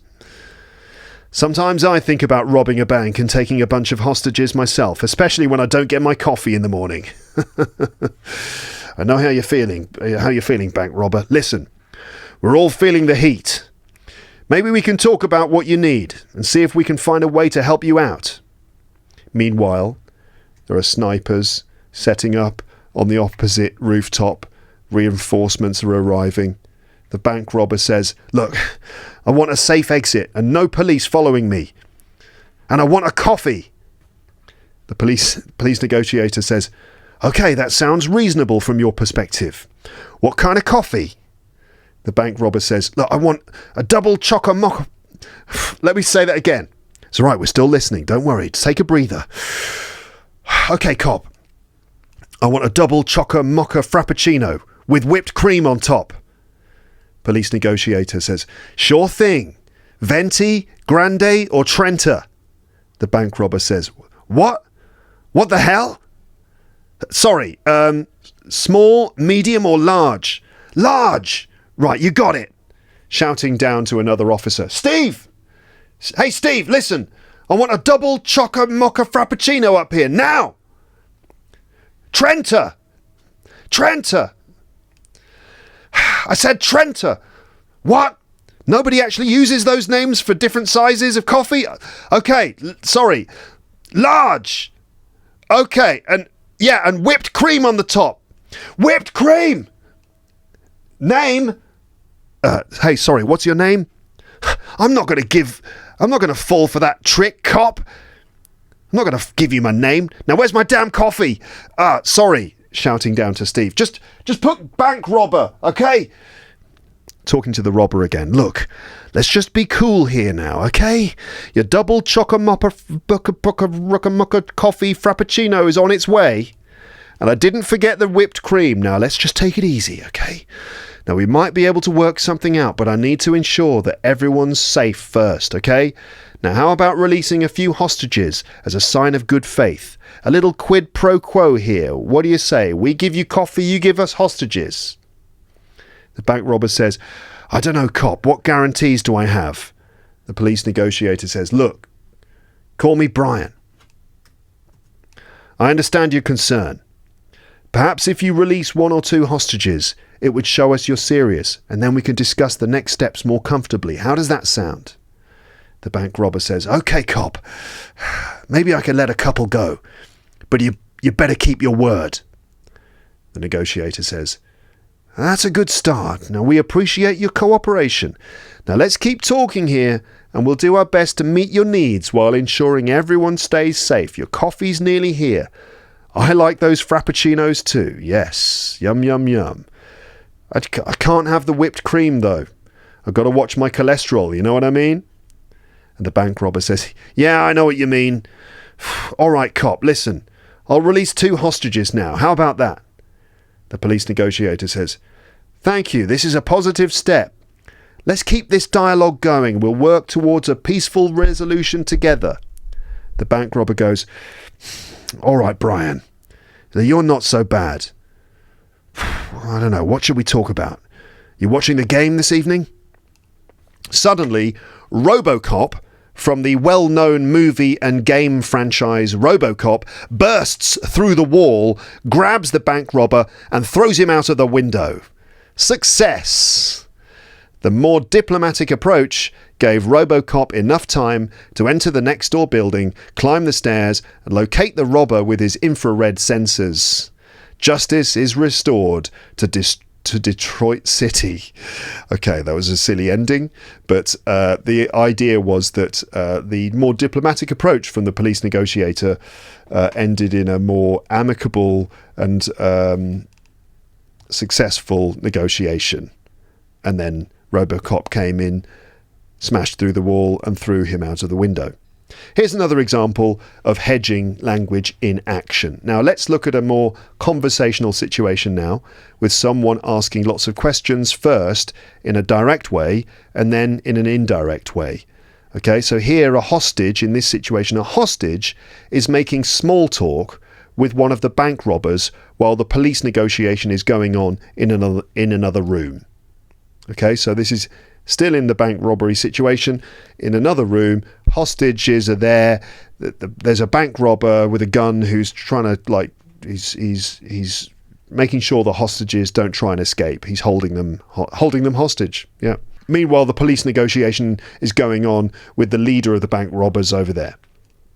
Okay, so let's hear one version with direct questions and a slightly rude tone, which is understandable considering the situation. So dialogue 1, here's the direct approach and an unfriendly robber. So the hostage to the robber says, hey, how long is this going to take? And the bank robber says, I'm not sure, could be hours. Look, just stay quiet and wait. Hostage, I was hoping to watch the game tonight. Hey, what time does it start? The bank robber, what? The game tonight, what time does it start? Bank robber, 8 o'clock. Look, it doesn't matter. You won't be seeing it. Where are the toilets in this building? Look, down the hall to the left. You can go later. Is there any coffee around here? Kitchen's in the back, but no, you're not going to get any. Hostage. Hey, do you know the name of the bank clerk in the pencil skirt over there? No, and I don't care. Now stop talking. Shut up. Okay. Now let's hear the same conversation, but with more hedging language on display. So this is the more successful and polite version. So hostage. Sorry, do you happen to know how long this is going to take? The bank robber. I'm not entirely sure. It might take a while, but hopefully not too long. Let's just see how things go. Suddenly everyone's so polite. Hostage. The thing is, I was hoping to catch the game tonight. You don't know what time it starts by any chance, do you?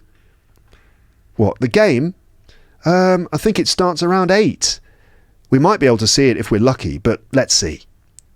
Hostage. Sorry, do you know where the toilets are in this building by any chance? Bank robber. Yes, I believe they're just down the hall to the left. If you really need to go, let me know and I'll see what I can do. Oh, okay, thanks. Do you happen to know if there's any coffee around here? Bank robber. There might be some in the kitchen at the back. I think I saw a Nespresso machine. Look, if we get a chance, maybe we can work something out. Hostage. I can't stand Nespresso. I was hoping for some proper coffee, you know? Bank robber. Yeah, I know. A little bit of time passes. Hostage. Hey, you don't happen to know the name of the cute bank clerk over there in the pencil skirt by any chance, do you? Bank robber. I'm not sure. Why? Fancy your chances? Look, maybe we can find out later. Let's just stay calm for now, okay? Hostage. Well, I thought I might just strike up a conversation with her. You never know. You only live once, right? Ha ha ha. YOLO. They both laugh. Bank robber. He pretends to shoot the hostage. They laugh again. Meanwhile, RoboCop from the movie and game franchise RoboCop has been climbing the stairs in the next building. And suddenly smashes through the wall and grabs the bank robber, throwing him out of the window. Again, success, thanks to indirect polite language and hedging expressions. Now, I've been enjoying this so much that I think it's time to enjoy a movie screenplay of this situation. Why not? Let's reimagine this as a dramatic Hollywood screenplay. Okay, so here's our screenplay extract. RoboCop in action. Internal bank, daytime.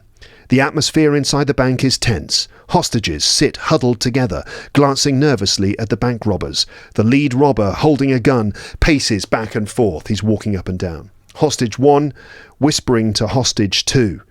Hey, do you have any idea how long this is going to take? Hostage 2. No. I was hoping to catch the game tonight. You don't know what time it starts, do you? The bank robber overhears and shoots them a glare. So he gives them a nasty look. The bank robber says, "Quiet down, both of you." Suddenly the walls tremble. The hostages gasp, and the robbers look round in confusion. What's going on? Bank robber, "What the hell is that?" External bank, daytime. A massive figure stands outside the bank, its silhouette casting an imposing shadow. It's RoboCop. He sizes up the building, meaning he has a look at the building. He scans the building, his scanners locking onto the bank robber inside. Beep, beep, beep, beep. RoboCop, through his internal comms, engaging target. With a powerful thrust, RoboCop smashes through the wall, debris flying everywhere. The hostages scream and duck for cover. Internal bank, daytime. The lead robber whips around, eyes wide in shock, just as RoboCop emerges through the dust and rubble. Bank robber, "What the?" Before the robber can react, RoboCop lunges forward with mechanical precision, grabbing him by the collar and lifting him off the ground effortlessly. RoboCop, "Dead or alive, you're coming with me," which is one of his catchphrases, just in case you didn't know. The robber's gun clatters to the floor as he struggles in RoboCop's iron grip. The hostages watch in awe and relief. Bank robber struggling. "No, you can't do this!" RoboCop calmly tightens his grip, Zzz, his expression unchanging. RoboCop, crushing the robber's resistance, says one of his other catchphrases, "Your move, creep." The police storm in, weapons drawn, as RoboCop suddenly throws the robber out of the window. The hostages cheer. Yay, their nightmare finally over. Police negotiator to RoboCop, "Thanks, officer. You saved a lot of lives today, except for the robber who you obviously just threw out of the window." RoboCop, "Just doing my job." RoboCop turns to leave. The hostages and police watching him with admiration. RoboCop, "Stay out of trouble." RoboCop turns and walks back through the hole in the wall, ready for his next mission. Here's the next scene as well, the next scene in the film, because why not? Screenplay extract, Hostage and the girl in the pencil skirt. A pencil skirt, by the way, is like a skirt that's probably about knee length, kind of a slim skirt that's about knee length. You can imagine maybe a girl who works in a bank might wear that with like a white blouse or something like that. Internal bank, daytime. The hostages have been freed and the bank is now back under control. Amidst the commotion, meaning amidst the kind of the situation, the chaotic situation, amidst the commotion, in the middle of this situation, Hostage 1 notices the girl in the pencil skirt, Claire, standing by herself, looking relieved but tired. Hostage 1 approaching Claire, trying to be charming. "Hey, I'm glad we're safe. My name's Hostage 1, by the way. Didn't catch your name." Claire sighs. She's polite, but she's distant. "I'm Claire. Is your name really Hostage 1? She rolls her eyes. Hostage 1 smiling warmly. I couldn't help noticing you earlier. You seem so calm through all of this madness. It's impressive. What's the secret? Meditation? Yoga? CBD kale chips?" Claire, not interested, but polite. She stifles a yawn. I just try to stay healthy." Hostage 1 trying to be smooth. "Well, whatever you're doing is working. Hey, maybe we could grab a coffee sometime, unless you've got something better to do." Claire sighs, looking away. Yeah, that's kind of you, but I'm actually not interested. I appreciate the offer, though. Hostage 1, faking surprise. Oh, come on. What, is there someone else you're interested in? Who is it? Someone from work here in this bank? Claire, smiling slightly. Not from work, no. Hostage 1, playful. Oh, what is it, your manager? Come on, give me a hint. Who's the lucky guy? Before Claire can respond, Robocop walks by. His imposing figure catching everyone's attention. Claire's eyes light up and she watches him with admiration. Hostage 1 laughing incredulously. Wait, it's him? Robocop? But he's not even a real man. Claire, disagreeing firmly, gazing at Robocop's metal legs and square human chin with admiration. He's more than a real man. He's a hero. He saved us today. It's not about being flesh and blood.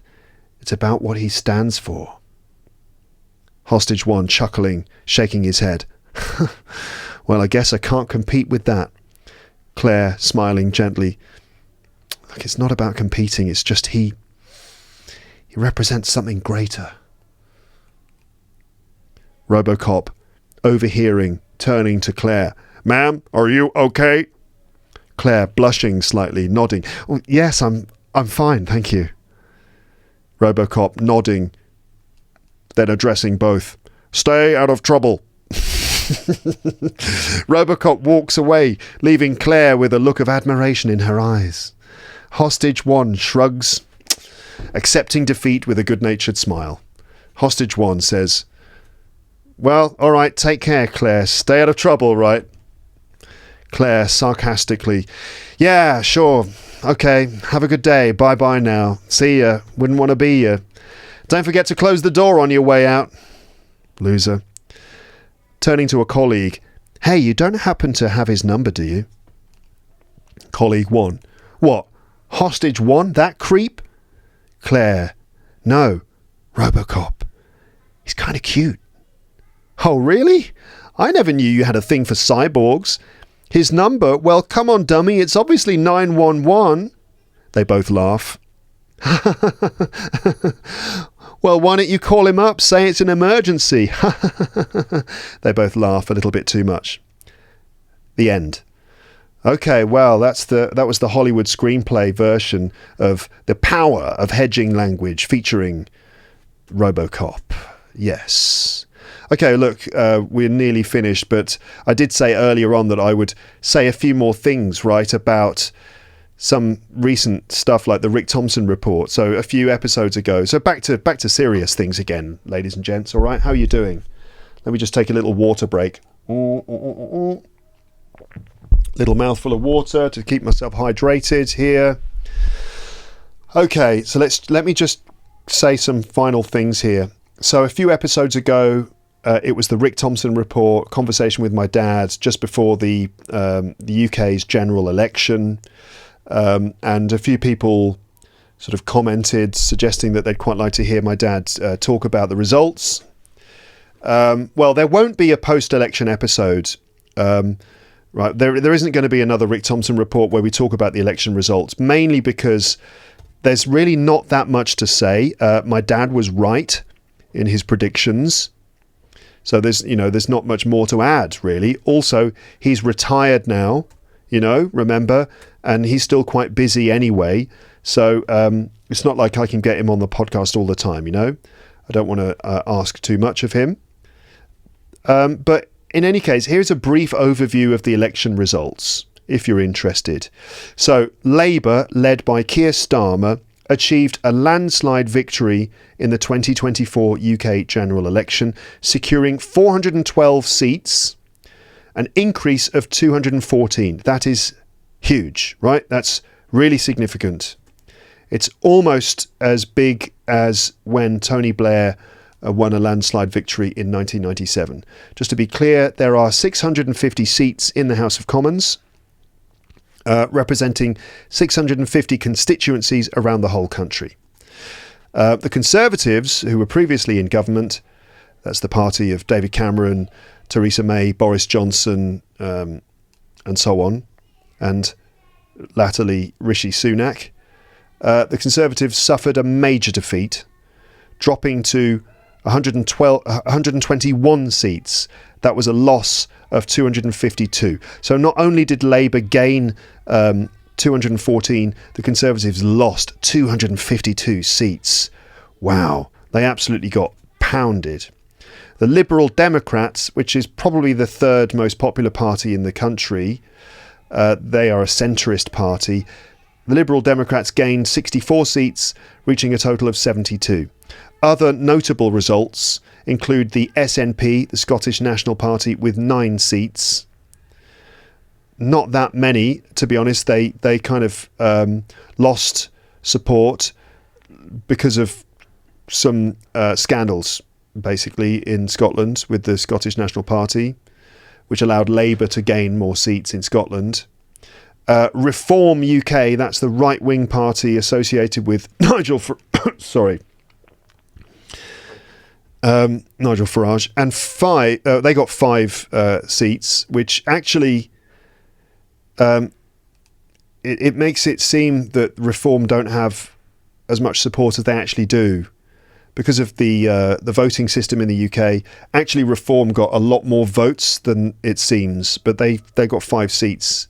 And the Green Party, that's a left-wing party focusing on environmental issues, got 4 seats. So this election significantly reshaped the political landscape, with Labour gaining a commanding majority. Basically, my dad was right, but it was pretty clear what he was... It was pretty clear what was going to happen, to be fair. So, to be fair, everyone predicted this.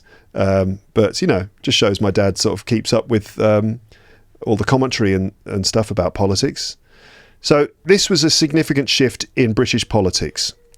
Labour, led by Keir Starmer, won a substantial majority. Keir Starmer's Labour is distinctly more centrist than it was under the previous leader, Jeremy Corbyn, who was more strongly left-wing. So this is part of what Starmer has done to kind of get back into power. It's a bit of a Tony Blair move. He made the Labour Party more electable by moving to the centre. Left-wingers, traditional left-wingers in the UK, don't like Starmer too much, but he's certainly better than the awful Tories, who were, in the end, just full of corruption and all sorts of other terrible, terrible scandals, which really just demonstrated their almost complete lack of civic duty. So at least with the Labour Party now in control, there's a sense that there is, certain amount of civic duty at work, that they are trying to serve the country rather than just themselves. It's a step back towards more reasonable, measured, civic-minded policies, although it's not a radical change, to be fair.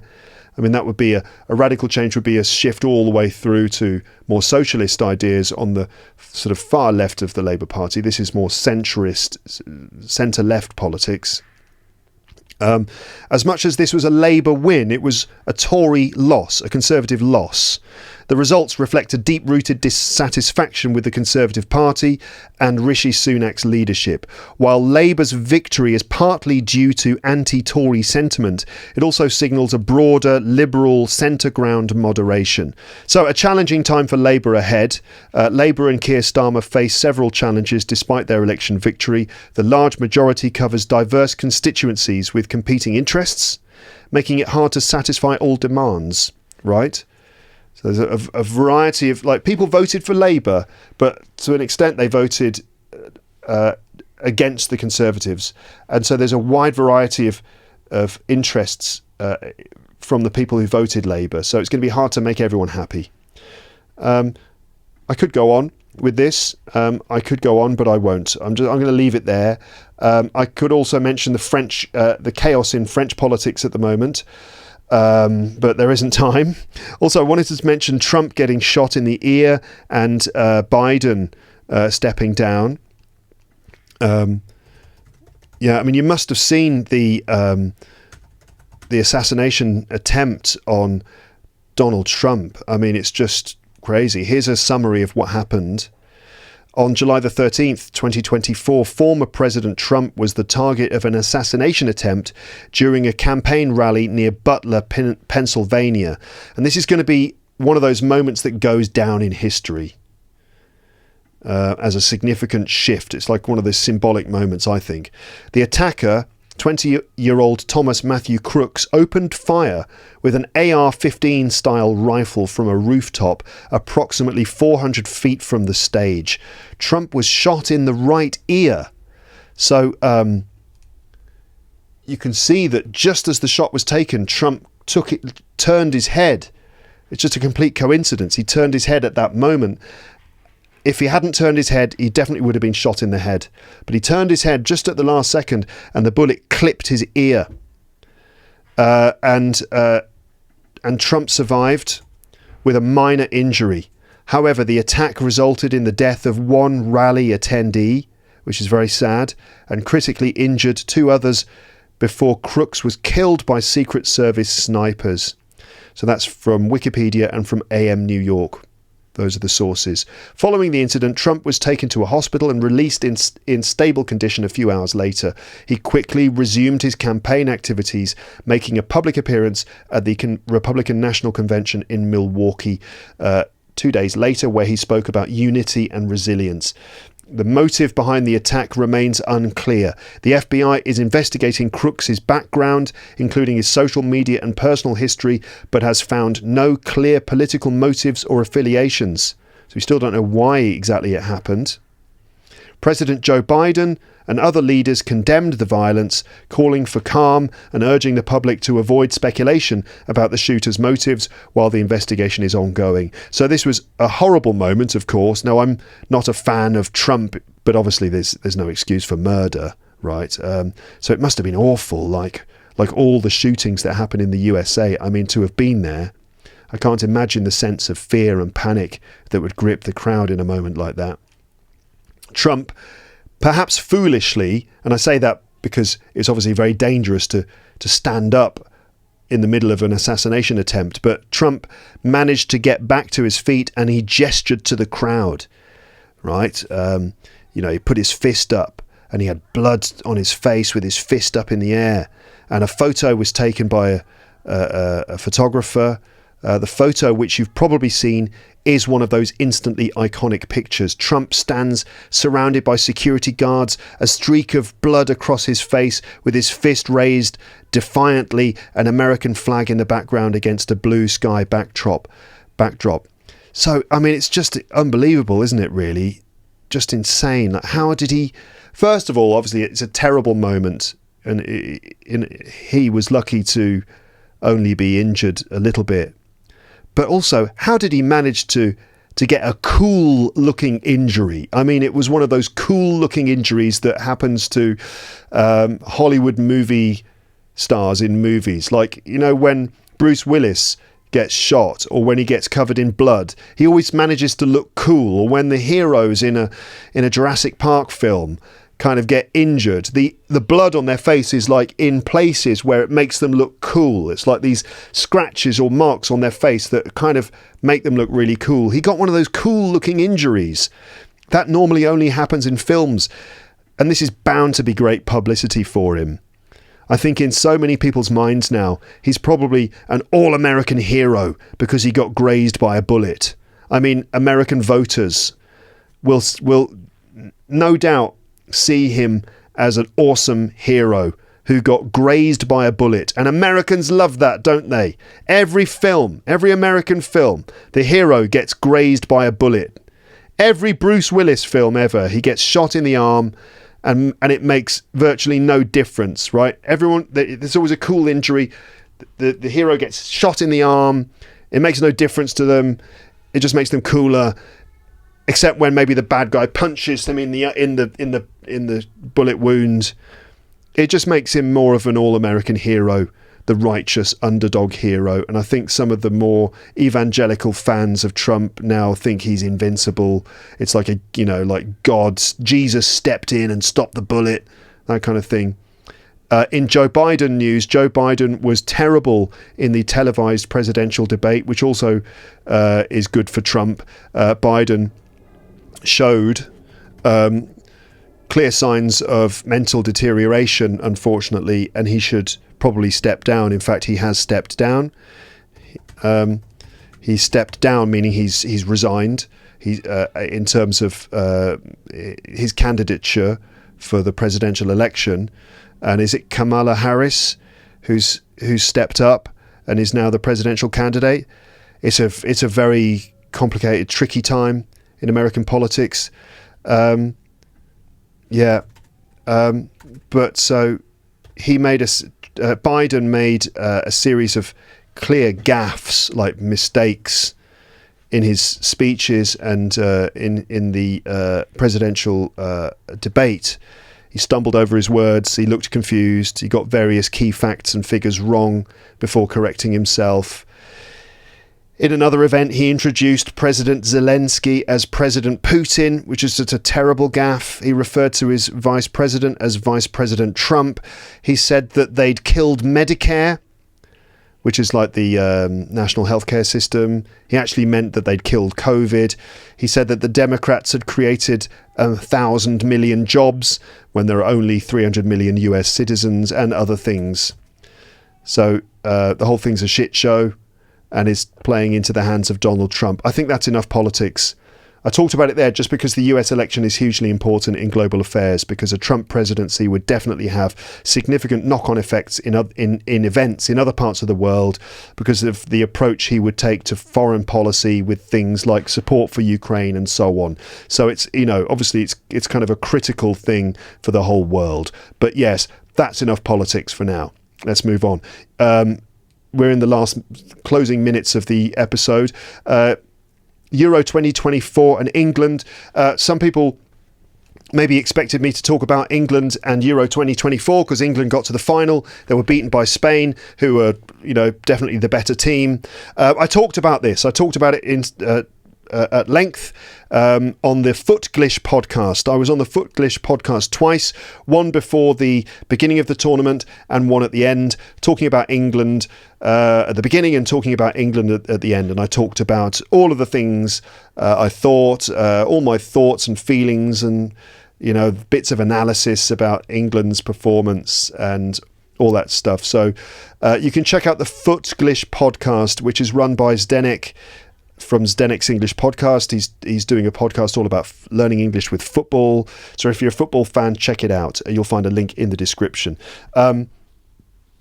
That's all there is time for. I think it's time to stop. This has become another fairly epic rambling episode. Listeners, hello, you're still listening. Well done. I hope you haven't turned into a skeleton sitting there with just a skeleton sitting there with headphones on. Well done for surviving all the way through to this part of the episode. I hope that there's still living flesh attached to your bones and blood running through your body and all the rest of it. Hopefully this has been an exhilarating, exciting episode of Luke's English Podcast. How's it been for you? Don't forget to come out of the shadows and leave us a couple of comments in the comments section. I asked you some questions right at the top of the episode. Let me fly through them again very quickly. Okay, so where are you from? How long have you been listening to this podcast? How did you discover the podcast? How would you describe your level of English? Why do you want to learn English or improve your English? How does this podcast help? I'm now improvising the questions. What moments do you remember from this particular episode? If there was one moment that you particularly remember, which one was it? Let us know what that was in the comments section of this episode. Thank you so much for listening all the way up until this point. Premium subscribers, don't forget to check out P61 parts 1 to 7. Okay, and I will speak to you again on the podcast soon. Okay, that's it for me. I'm going to have to wrap up now and go off and pick up my son from daycare and go back to normal life. And tomorrow I'm getting up first thing in the morning and getting on the Eurostar to London, and I'm going to spend a few days in England. I'm going to go and see my parents and help them out in their garden and have a bit of time in England. It's just me on my own. I'm going on my own. I'll try and record a walk and talk episode on the streets of London tomorrow, if possible. Okay, good. Thanks for listening. Thanks for watching. Speak to you next time. Don't forget to like and subscribe, of course. okay? But until next time, I will now just say goodbye. Bye, bye, bye, bye.